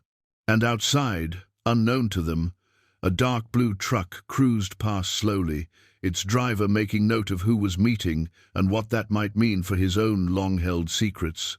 The plan was simple in concept, dangerous in execution. They would retrieve the gold and the documentary evidence, photograph everything, and drive directly to Asheville, where Jack knew a retired federal prosecutor who might be willing to help. They would bypass local authorities entirely, preventing Detective Morgan from interfering. Speed and secrecy were essential. They returned to the workshop, in separate vehicles, Dennis Boone following in his truck. The sun was already setting, casting long shadows through the trees. Ruthie felt the weight of eyes on them as they parked. Though she saw no one, Barrow met them at the door, agitated and growling at something beyond the tree line. "We need to move fast," Jack said, scanning the woods. "I don't like this." Inside, Ruthie led them to the storage area. She cleared the lumber from the shelves and pressed the hidden knot that released the panel. The mechanism clicked, and the false wall swung open. The crate sat exactly where she had left it. Dennis Boone stared at it with an expression that mixed awe and anger. 70 years. My father died for this, and it's just been sitting here for 70 years. "Let's document it first," Jack said, pulling out his phone. Photos from every angle, the markings on the bars, the notebook, everything. They worked quickly. Jack photographed the crate, the gold bars with their Nazi insignia, the notebook entries. Dennis used his phone to record video, narrating what they were seeing, establishing provenance and timeline. Ruthie stood watch at the window, her nerves stretched tight. "We should check the rest of the property," she said suddenly. "If my grandfather hid this, he might have hidden other things. Documents, letters, evidence about what really happened." "Where?" Dennis asked. "Thomas Webb's place." Jack said it borders this property. If the four of them were working together, Webb might have kept records too. Jack shook his head. "Webb's house is 3 miles through the woods. It'll be dark soon. Then we go now. Dennis, you stay here and finish documenting. Jack and I will check Webb's place quickly." It was a risk, splitting up, but Ruthie felt the urgency of discovery pushing her forward. If there was more evidence, more truth to uncover, she needed it before they handed everything over to authorities. They left Dennis at the workshop, and Dennis drove Jack's truck along overgrown logging roads toward the Webb property. The house appeared through the trees like a ghost, a 2-story frame structure, windows dark and broken, porch sagging. Nature was reclaiming it steadily. "Haven't been here in years," Jack said as they approached. "County's supposed to demolish it, but they keep putting it off. No money in the budget." They entered carefully, testing each floorboard before putting weight on it. The interior smelled of mold and animal decay. Furniture remained, though mice had destroyed most of the upholstery. Papers littered the floor, scattered by wind and time. "What are we looking for?" Jack asked. "Anything from 1945 or 46. Letters, documents, a journal like the notebook. Webb was part of this. He would have kept something." They split up, Jack taking the ground floor while Ruthie climbed the stairs to the second level. The stairs creaked alarmingly under her weight. The upstairs consisted of 3 bedrooms and a bathroom, all stripped and abandoned. She searched methodically, checking closets and drawers, finding nothing but debris and time. Then she noticed something odd about one of the bedroom closets. The back wall was roughly the same distance from the door as the closet in the room on the other side, but it should have been deeper. She knocked on the wall and heard a hollow sound. Another hidden compartment. Her grandfather and his friends had been thorough about concealing their secrets. She found the release mechanism quickly now, familiar with how these men thought. The panels swung inward, revealing a space about 3 feet deep. Inside, she found a metal box, the kind used for document storage. It was locked, but the lock was old and brittle. She pried it open with a screwdriver from her pocket. Inside were papers, letters, photographs, and something that made her breath stop. A military report, typed on official letterhead, After action report, 3rd Army, 45th Infantry, Division, the 14th of April, 1945. She read quickly, her hands trembling. The report detailed a mission to secure a German bunker near the town of Aschaffenburg. The unit had discovered crates of gold bars, believed to be part of the Hungarian treasury, looted by Nazi forces during their occupation of Budapest. The gold was to be transported to Allied headquarters for proper documentation and eventual return to the Hungarian government. But there was more. A second document, this one handwritten and unsigned, detailed what really happened. The transport convoy had been ambushed by retreating German forces. In the chaos, 4 soldiers, their names listed as Karn, Riley, Webb, and Boone, had hidden the gold in a disabled vehicle and reported it destroyed. They had then falsified records and shipped the gold home using supply crates made by Karn's woodworking business. The gold was not simply stolen Nazi treasure, it was Hungarian national wealth looted by the Nazis and then stolen again by American soldiers. The moral complexity made her dizzy, but the revelation that stopped her cold was in a third document, a letter dated May 1946 on U.S. Army letterhead, signed by Captain Raymond Morgan, to whom it may concern. I am aware of the gold bullion removed from the Aschaffenburg bunker and transported to the United States by members of my former command. I have maintained silence on this matter in exchange for regular compensation as agreed. Should this arrangement change, or should any party attempt to expose this matter, I will be forced to take appropriate action to protect all involved. The incident involving Private Boone should serve as sufficient warning of my resolve. Ruthie read it 3 times, the implications sinking in like stones. Captain Morgan had known about the theft all along. He had been blackmailing the 4 men, taking payments to keep quiet. And when Henry Boone threatened to break the agreement, Morgan had him killed. Not one of the 4. Soldiers.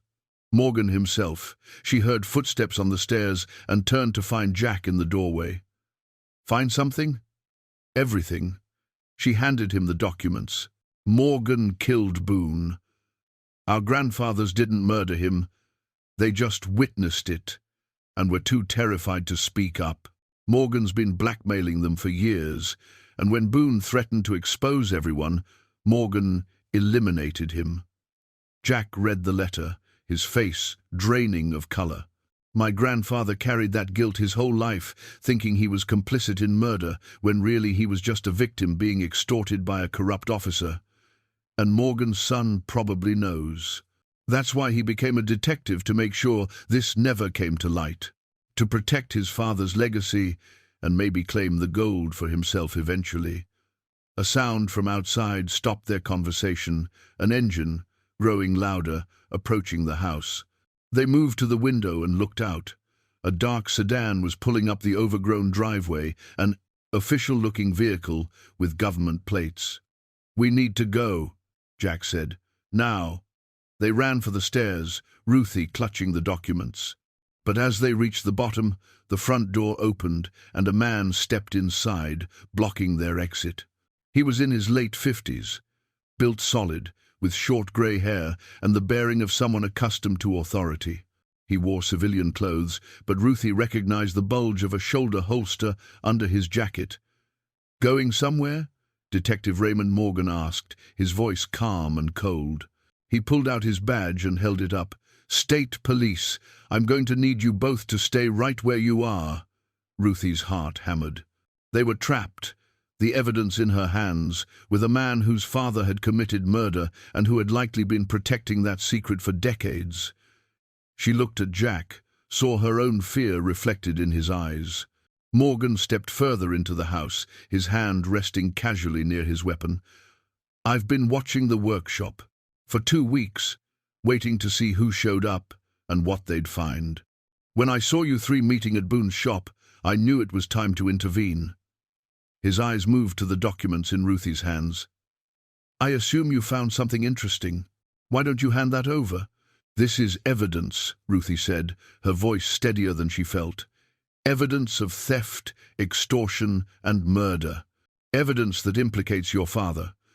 My father was a good man who made difficult choices during difficult times. Whatever you think you found, it's not what it seems. It seems like he killed a 23-year-old man to protect a blackmail scheme." Morgan's expression hardened. Henry Boone was going to expose 4 men who served their country with honor, who'd seen horrors you can't imagine. They took something they felt they'd earned. My father protected them, kept them safe. When Boone threatened that protection, my father did what was necessary. "He murdered him," Jack said. "He protected the greater good, and I've spent 30 years making sure that protection holds." Morgan took a step closer. "Now, you're going to give me those documents, you're going to show me where the gold is hidden, and then you're going to forget any of this happened. If you cooperate, nobody gets hurt. If you don't, he let the threat hang unfinished." Ruthie thought fast. They were unarmed, trapped, with a corrupt detective who had probably killed before, or at least was willing to. But they had one advantage. Dennis Boone was still at the workshop, documenting everything. If they could delay Morgan, get word to Dennis somehow. "The gold isn't at the Webb house," she said. "It's at the workshop. You know that already. Then let's go get it, both of you, in my car. We'll drive there together, nice and civilized." As Morgan herded them toward the door, Ruthie caught Jack's eye and gave the slightest nod toward her pocket where her phone rested. Jack's hand moved fractionally, and she understood he would try to signal Dennis if he got the chance. They stepped out into the gathering darkness, the documents clutched in Ruthie's hands, a corrupt detective at their backs, and the weight of 70 years of secrets pressing down on them all. The truth was finally emerging, but whether any of them would survive its revelation remained terrifyingly uncertain. The drive back to the workshop took 15 minutes that felt like hours. Morgan sat behind the wheel of his sedan, calm and controlled, while Ruthie and Jack occupied the back seat like prisoners. He had taken their phones, checked them for recent calls or messages, then placed them on the dashboard out of reach. "You're making a mistake," Jack said. "Dennis Boone knows where we are." "If we don't come back, Dennis Boone is a bitter old man chasing ghosts," Morgan interrupted. "Nobody listens to him. He's been ranting about his father's death for 40 years. The county thinks he's half crazy. He has evidence now," Ruthie said. "We documented everything, the gold, the notebook, all of it, which I'll confiscate as part of an ongoing investigation. By tomorrow, any evidence you think you have will be locked in a state police evidence room, where it will stay buried for another 70 years. Morgan glanced at them in the rearview mirror. "You really should have just taken the gold and run. Would have been simpler for everyone." "We're not thieves," Ruthie said. "No, you're worse. You're self-righteous amateurs playing detective, stirring up things better left alone. My father protected 4 good men from consequences they didn't deserve. I'm doing the same thing, protecting their memory, their families, and yes, protecting myself. There's no crime in that." "Except murder," Jack said. Morgan's hands tightened on the wheel. Henry Boone made his choice. He could have waited, could have trusted the plan. Instead, he threatened to destroy 4 families, 4 reputations. My father saved 3 lives by taking one. Sometimes that's how the world works. They turned onto the gravel road, leading to the workshop. Ruthie could see lights through the trees. Dennis must still be inside, working on documentation. Her mind raced through options. Morgan was armed, trained, and clearly willing to use violence. But he was also alone, and there were 3 of them if she counted Dennis. The odds were not good, but they were not impossible. Morgan parked next to Dennis's truck. "We're going to walk inside calmly. You're going to tell Boone that everything's fine, that I'm here to help secure the evidence properly. Then we're going to retrieve the gold, and I'm going to decide what happens next. If anyone does anything stupid, people die. Understood?"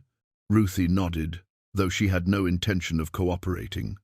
As they walked toward the workshop, she caught Jack's eye and glanced meaningfully at the woods. He gave the slightest shake of his head too risky. She disagreed, but kept quiet. Dennis met them at the door, his expression shifting from relief to alarm when he saw Morgan. "Who's this?" "Detective Raymond Morgan, State Police." Morgan showed his badge. "I need to see what you've been documenting." "Like hell you do." Dennis stepped back, putting himself between Morgan and the interior of the workshop. "You're Morgan's son, the one who's been watching this place for weeks. I'm conducting an investigation into historical artifacts of potential criminal origin. These two have been interfering with that investigation." Morgan's tone remained professional, but Ruthie caught the tension in his shoulders. He had not expected Dennis to recognize him. "You're here to cover up what your father did," Dennis said. "To protect a murderer's legacy.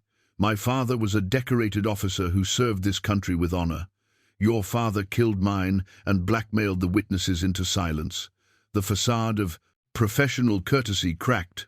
Morgan's hand moved toward his holster. "I'm going to ask you once to step aside and let me do my job. And I'm going to ask you once to get the hell off this property before I call the real police.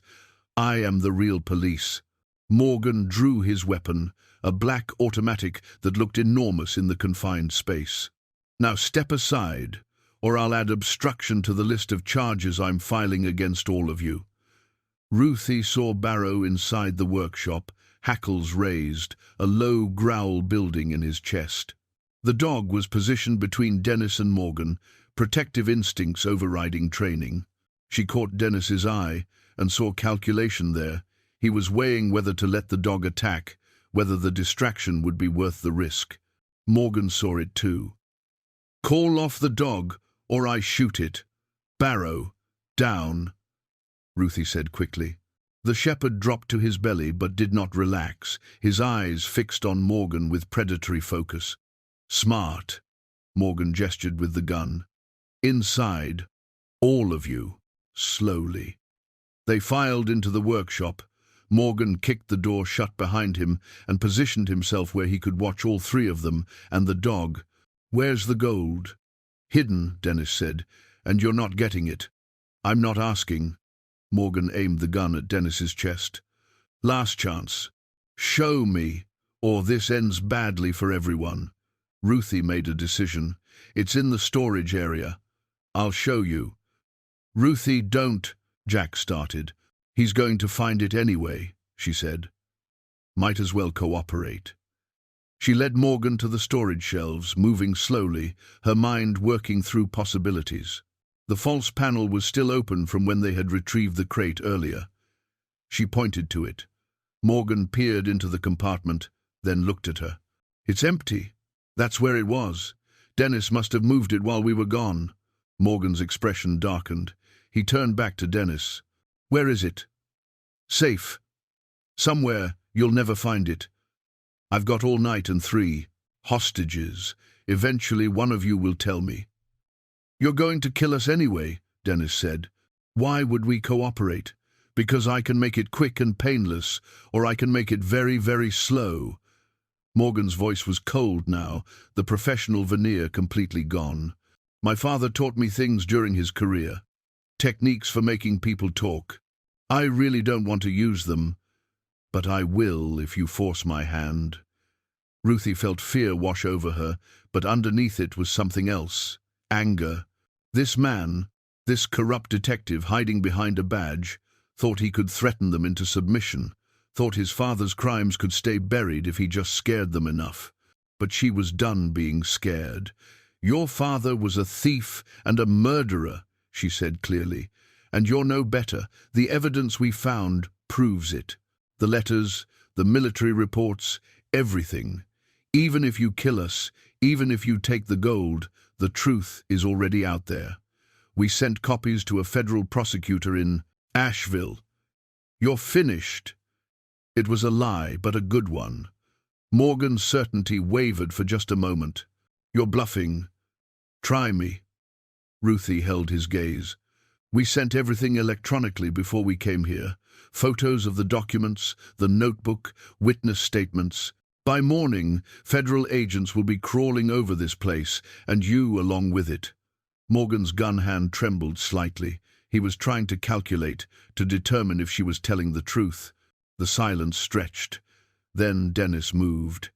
He had been edging slowly toward the workbench where Ruthie's tools lay scattered. In one smooth motion, he grabbed a hammer and hurled it at Morgan. The detective saw it coming and fired reflexively. The gunshot was deafening in the enclosed space. The hammer missed, clattering against the wall. The bullet caught Dennis in the shoulder, spinning him around.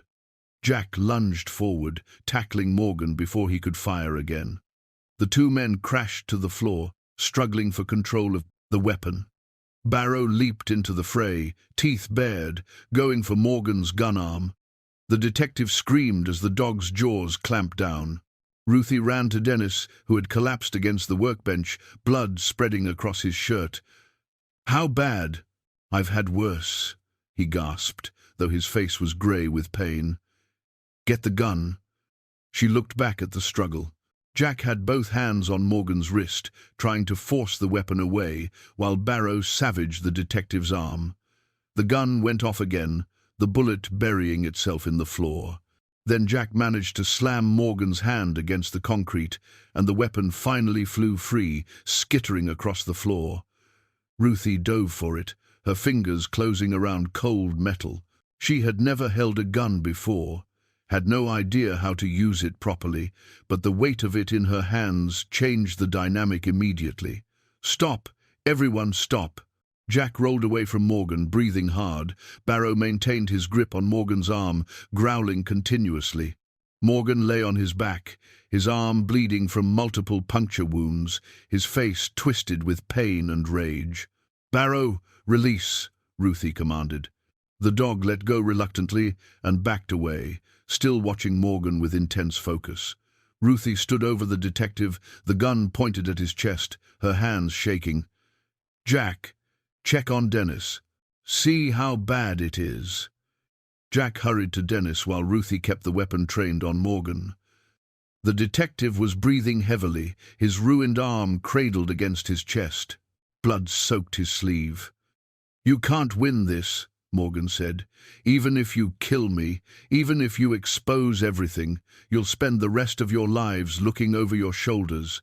There are others who know about this. My father had partners, people who helped him maintain the cover-up. They'll come after you." "Who?" Ruthie demanded. "Prosecutors, judges, people in the state government. Men who were paid to look the other way, who have just as much to lose as I do. You think this ends with me? You're more naive than I thought." Dennis's voice came from behind her, weak but steady. "He's lying, trying to scare us. Maybe, maybe not." Ruthie kept the gun level. "But right now, I need to decide what to do with you."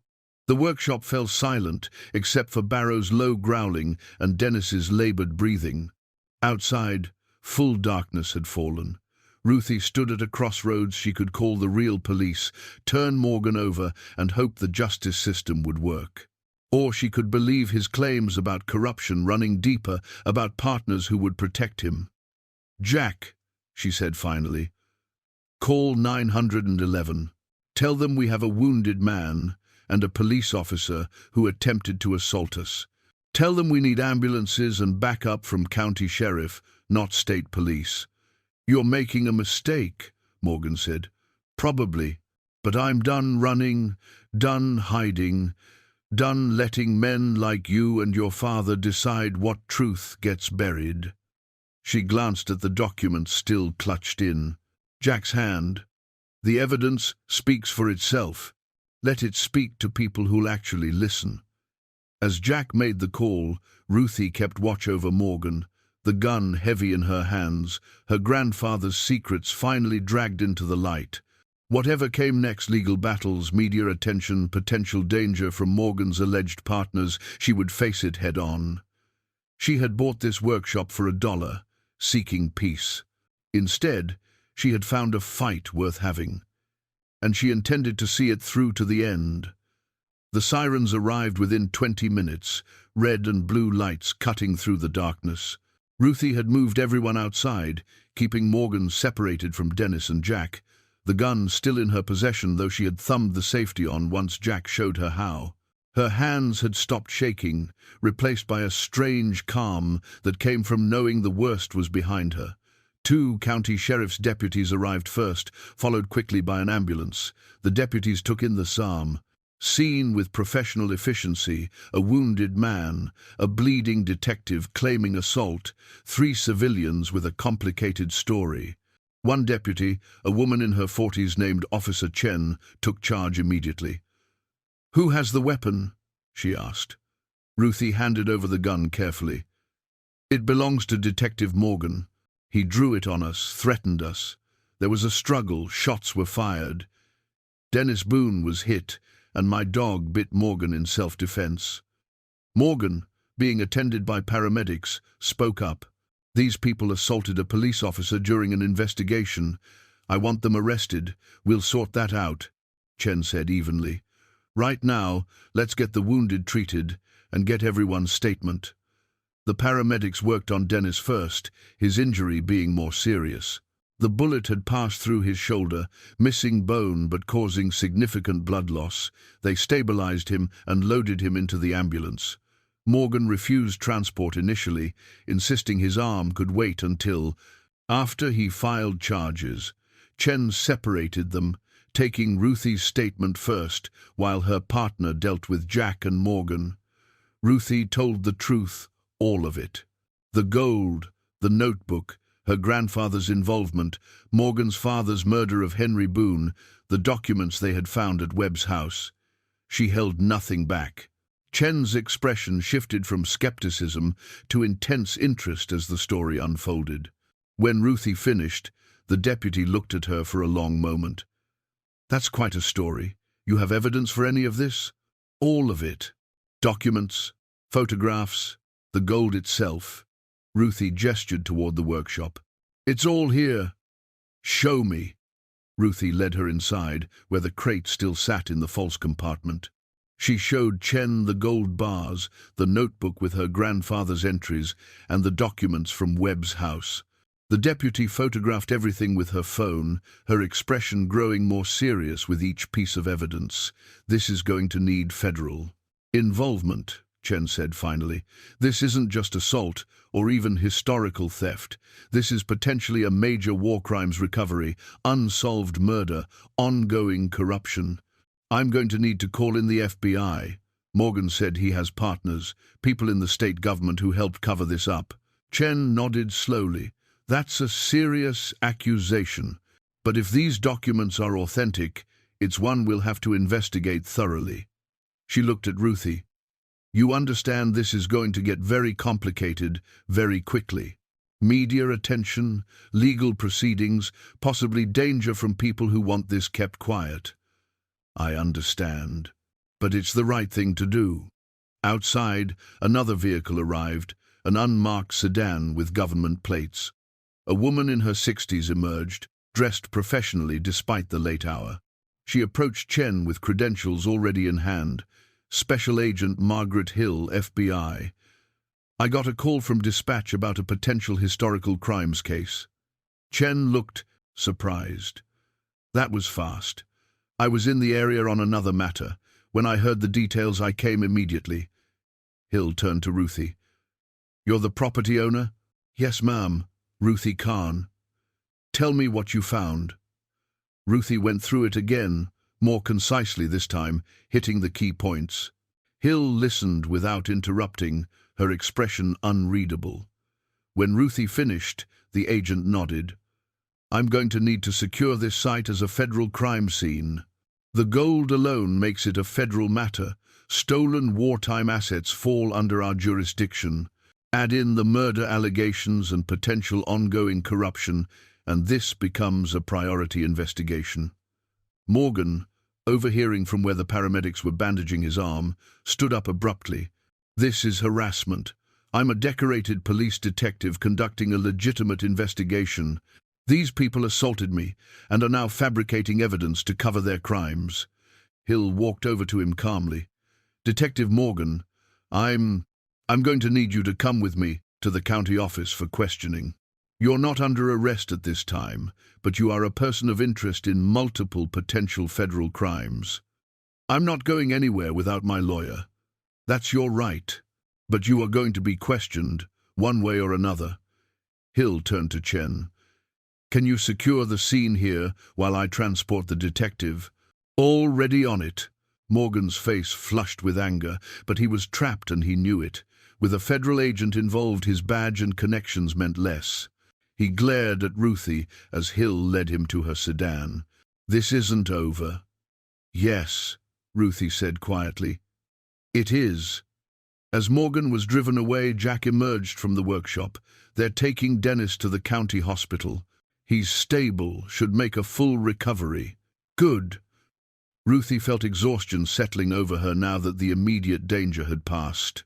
What happens now? Now, Chen said, you wait while we process the scene and the evidence. This is going to take hours, possibly days. Do you have somewhere to stay tonight? Ruthie looked at the workshop, at the lights now illuminating her grandfather's workspace. This is my home. It's a crime scene now. You'll need to find other accommodations while we work. Jack stepped forward. She can stay with me. I have a guest room. Chen nodded approval. That works. We'll need formal statements from both of you tomorrow at the county office. Agent Hill will coordinate. As more vehicles arrived, evidence technicians, additional FBI agents, a forensics team, Ruthie stood watching her workshop transform into an investigation site. Yellow tape went up, portable lights were erected, people in official jackets moved with purposeful efficiency. She had come here seeking solitude and found a secret that changed everything. Her grandfather had been part of something terrible, something that haunted him until his death. But he had also been a victim, blackmailed and terrified, watching a friend murdered and knowing he was powerless to prevent it. Jack touched her arm gently. Come on, let them work. We can come back tomorrow. Ruthie called Barrow, who had been lying near the workshop door, watching the activity with canine patience. Together, the three of them walked to Jack's truck. As they drove away, Ruthie looked back at the workshop one last time. The lights blazed in the darkness, revealing what had been hidden for 70 years. The truth, finally, was coming to light. And whatever that meant for her future, for her grandfather's memory, for the three families connected by crime and silence, she was ready to face it. Jack's house was modest but comfortable, a cabin-style home tucked into the hillside about 5 miles from town. He showed Ruthie to the guest room, gave her towels and basic necessities, then left her alone to decompress. She showered, washing away the stress and fear of the evening, then sat on the bed in borrowed clothes, while Barrow settled on the floor beside her. Her phone, returned by the deputies, buzzed with messages. News had already started to spread. Gwen, from the Historical Society, had heard something on the police scanner. The hardware store owner had called. Even her former neighbor from Richmond had somehow learned about it and sent a worried text. She ignored them all and called the county hospital instead. Dennis Boone was out of surgery, stable and resting. The nurse would not give her more details, but the relief in the woman's voice told her enough. Dennis would survive. Sleep should have been impossible, but exhaustion pulled her under within minutes. She woke to sunlight streaming through the window and the smell of coffee drifting from the kitchen. Jack was already up, sitting at the table with his laptop open and a grim expression. "Morning," he said. "Made coffee. There's bread for toast if you're hungry." She poured a cup and sat across from him. "What's wrong?" He turned the laptop to show her a news website.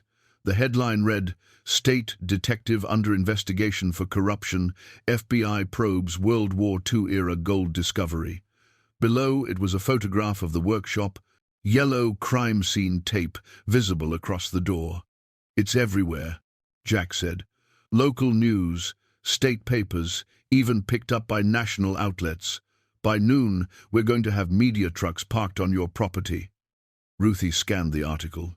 It was surprisingly accurate, mentioning the gold discovery, the historical theft, allegations of murder and cover-up. Detective Morgan was named, but not yet formally charged. The FBI had taken over the investigation. Public interest was described as intense.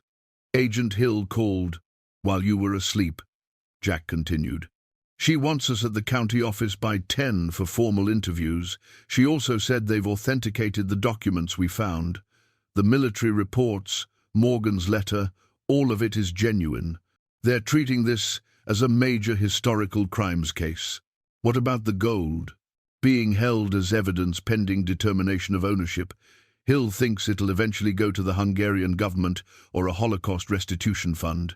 We won't see any of it. Good, Ruthie said. I never wanted it. I just wanted the truth.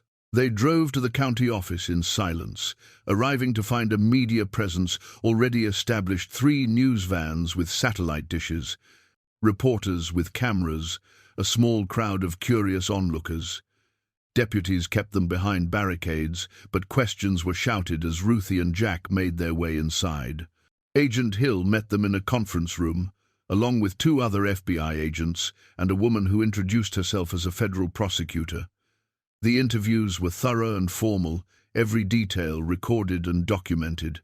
They went over the timeline repeatedly, clarifying dates and events, establishing chain of custody for the evidence. After 3 hours, Hill finally leaned back and nodded. All right. I think we have what we need for now. You should know that Detective Morgan has been placed on administrative leave pending the outcome of our investigation.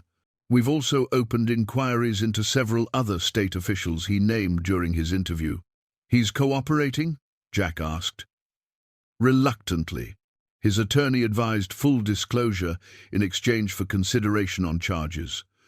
Morgan claims he was simply continuing his father's work, protecting the families involved from historical crimes. He maintains he never intended violence, that the situation at the workshop escalated beyond his control. He shot Dennis Boone, Ruthie said flatly, which is one of several charges under consideration, but the corruption case is actually bigger.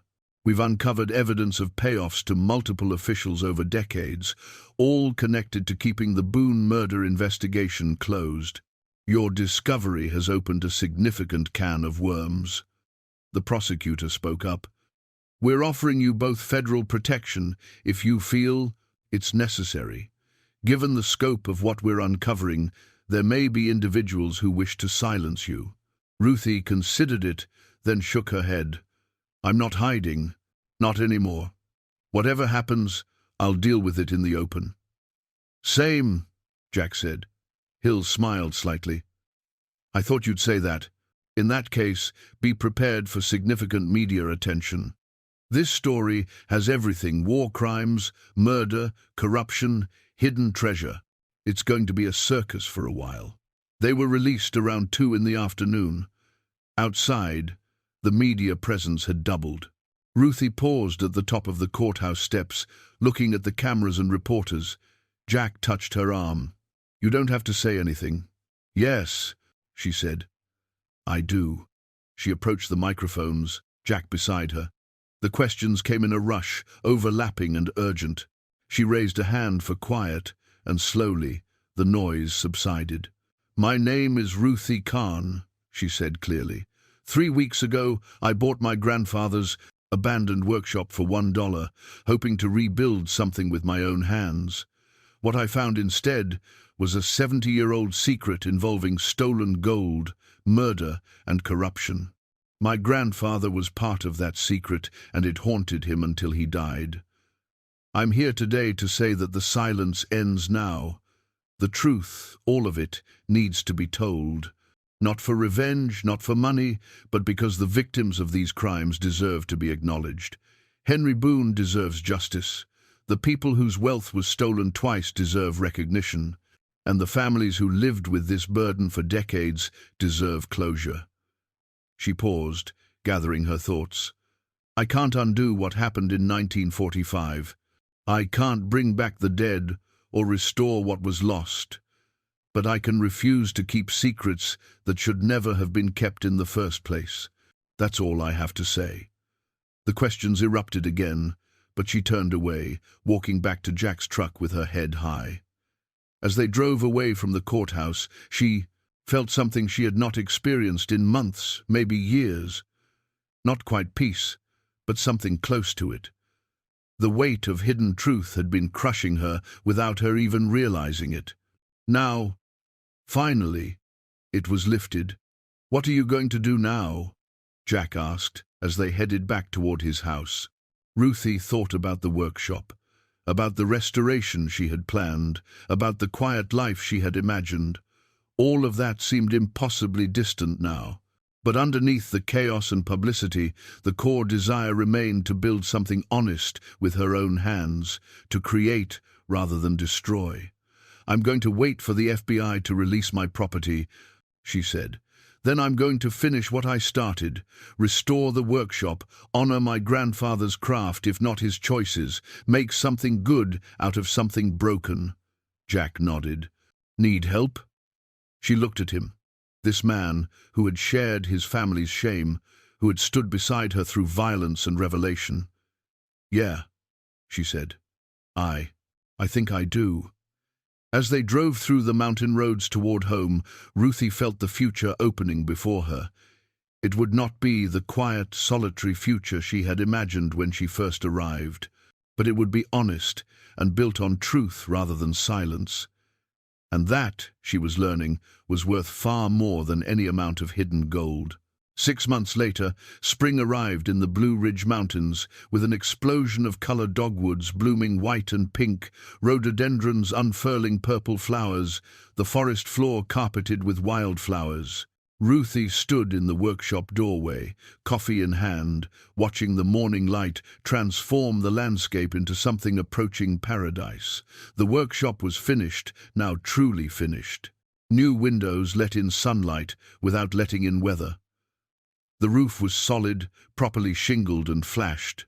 The electrical system was modern and safe, installed by Jack and inspected 3 times to be absolutely certain. The floor had been repaired where the FBI had torn it up during their investigation, the boards sanded smooth and refinished. The workbenches stood as they always had, massive and permanent. But now they were clean and organized, tools arranged with care. Her grandfather's old handplane sat in a place of honor, restored and oiled. She used it regularly now, having taught herself the basics of woodworking through online videos and practice. Her work was crude compared to her grandfather's skill, but it was improving. The gold was long gone, transferred to federal custody and eventually to an international fund dedicated to Holocaust restitution and Hungarian cultural preservation. Ruthie had received a finder's fee, not the fortune the media had speculated about, but enough to complete the workshop restoration with money left over. She had donated half of it to a scholarship fund in Henry Boone's name, established for children of veterans. It seemed right. Detective Raymond Morgan was in federal prison, serving 8 years for corruption, extortion, and assault. His cooperation had earned him a reduced sentence, but the crimes were too serious to dismiss entirely.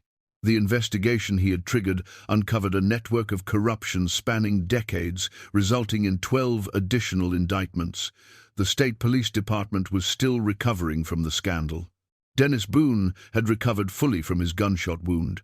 More than that, he had found something he had been searching for his entire life, not answers exactly, but closure. His father had not been a thief or a coward. He had been a young man caught in an impossible situation, killed for threatening to do the right thing. That truth, painful as it was, had freed Dennis from decades of bitter speculation. He visited the workshop often now, helping with various projects, teaching Ruthie techniques he had learned over years of working with his hands.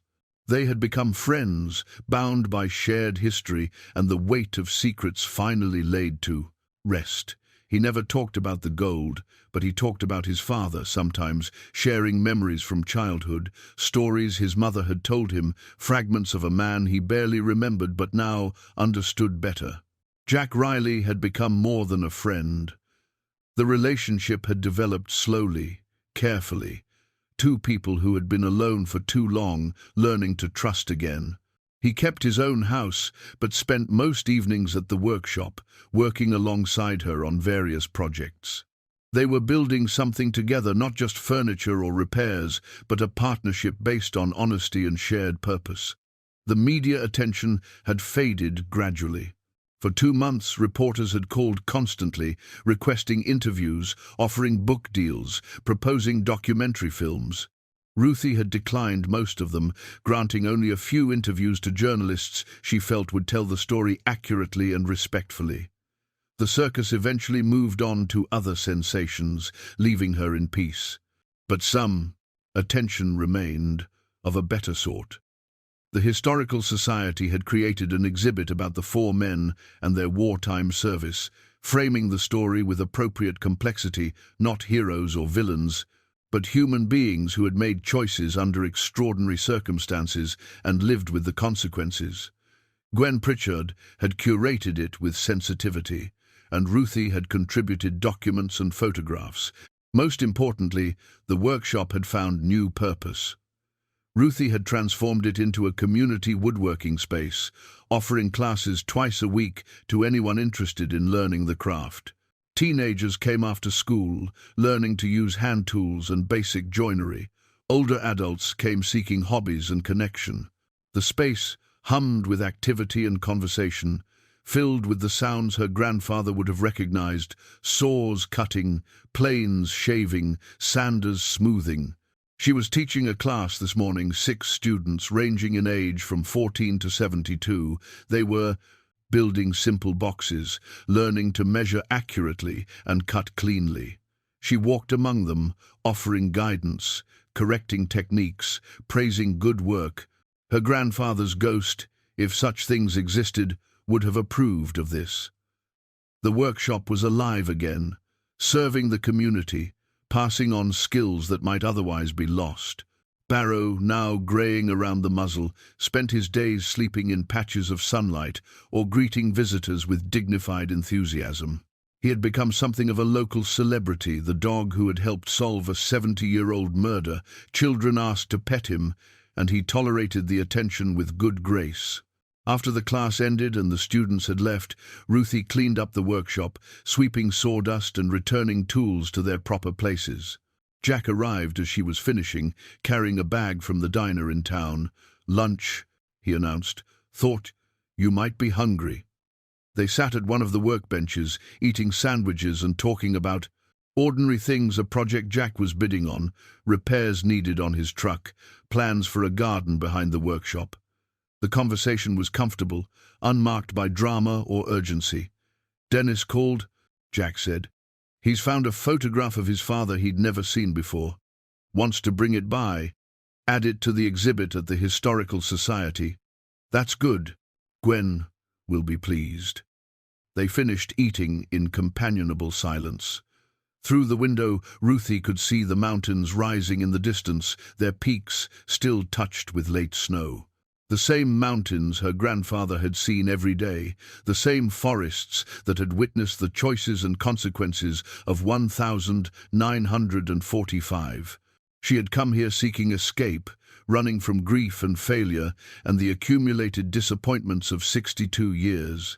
She had found something entirely different, a mystery that demanded courage, a fight that required honesty, and ultimately a community that offered belonging.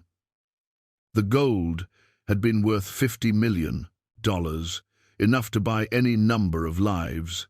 But the real wealth, she had discovered, was in honest work and human connection, in teaching teenagers to cut a clean joint, in building trust with a man who understood loss, in friendships forged through shared truth rather than convenient lies.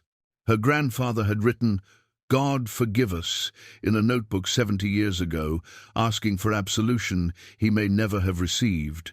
But Ruthie understood now that forgiveness was less important than action, than refusing to perpetuate secrets, than choosing truth over comfort, than building something good on the foundation of past mistakes. She locked up the workshop as evening approached, Barrow at her heels, Jack waiting by his truck. Tomorrow she would return and do it all again, teach, build, create. The work was simple and honest, and entirely her own.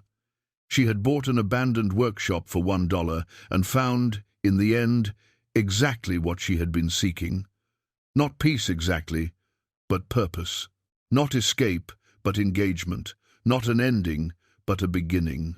And that, she thought as she climbed into Jack's truck and headed toward home, was worth more than all the gold in all the hidden places in all the world.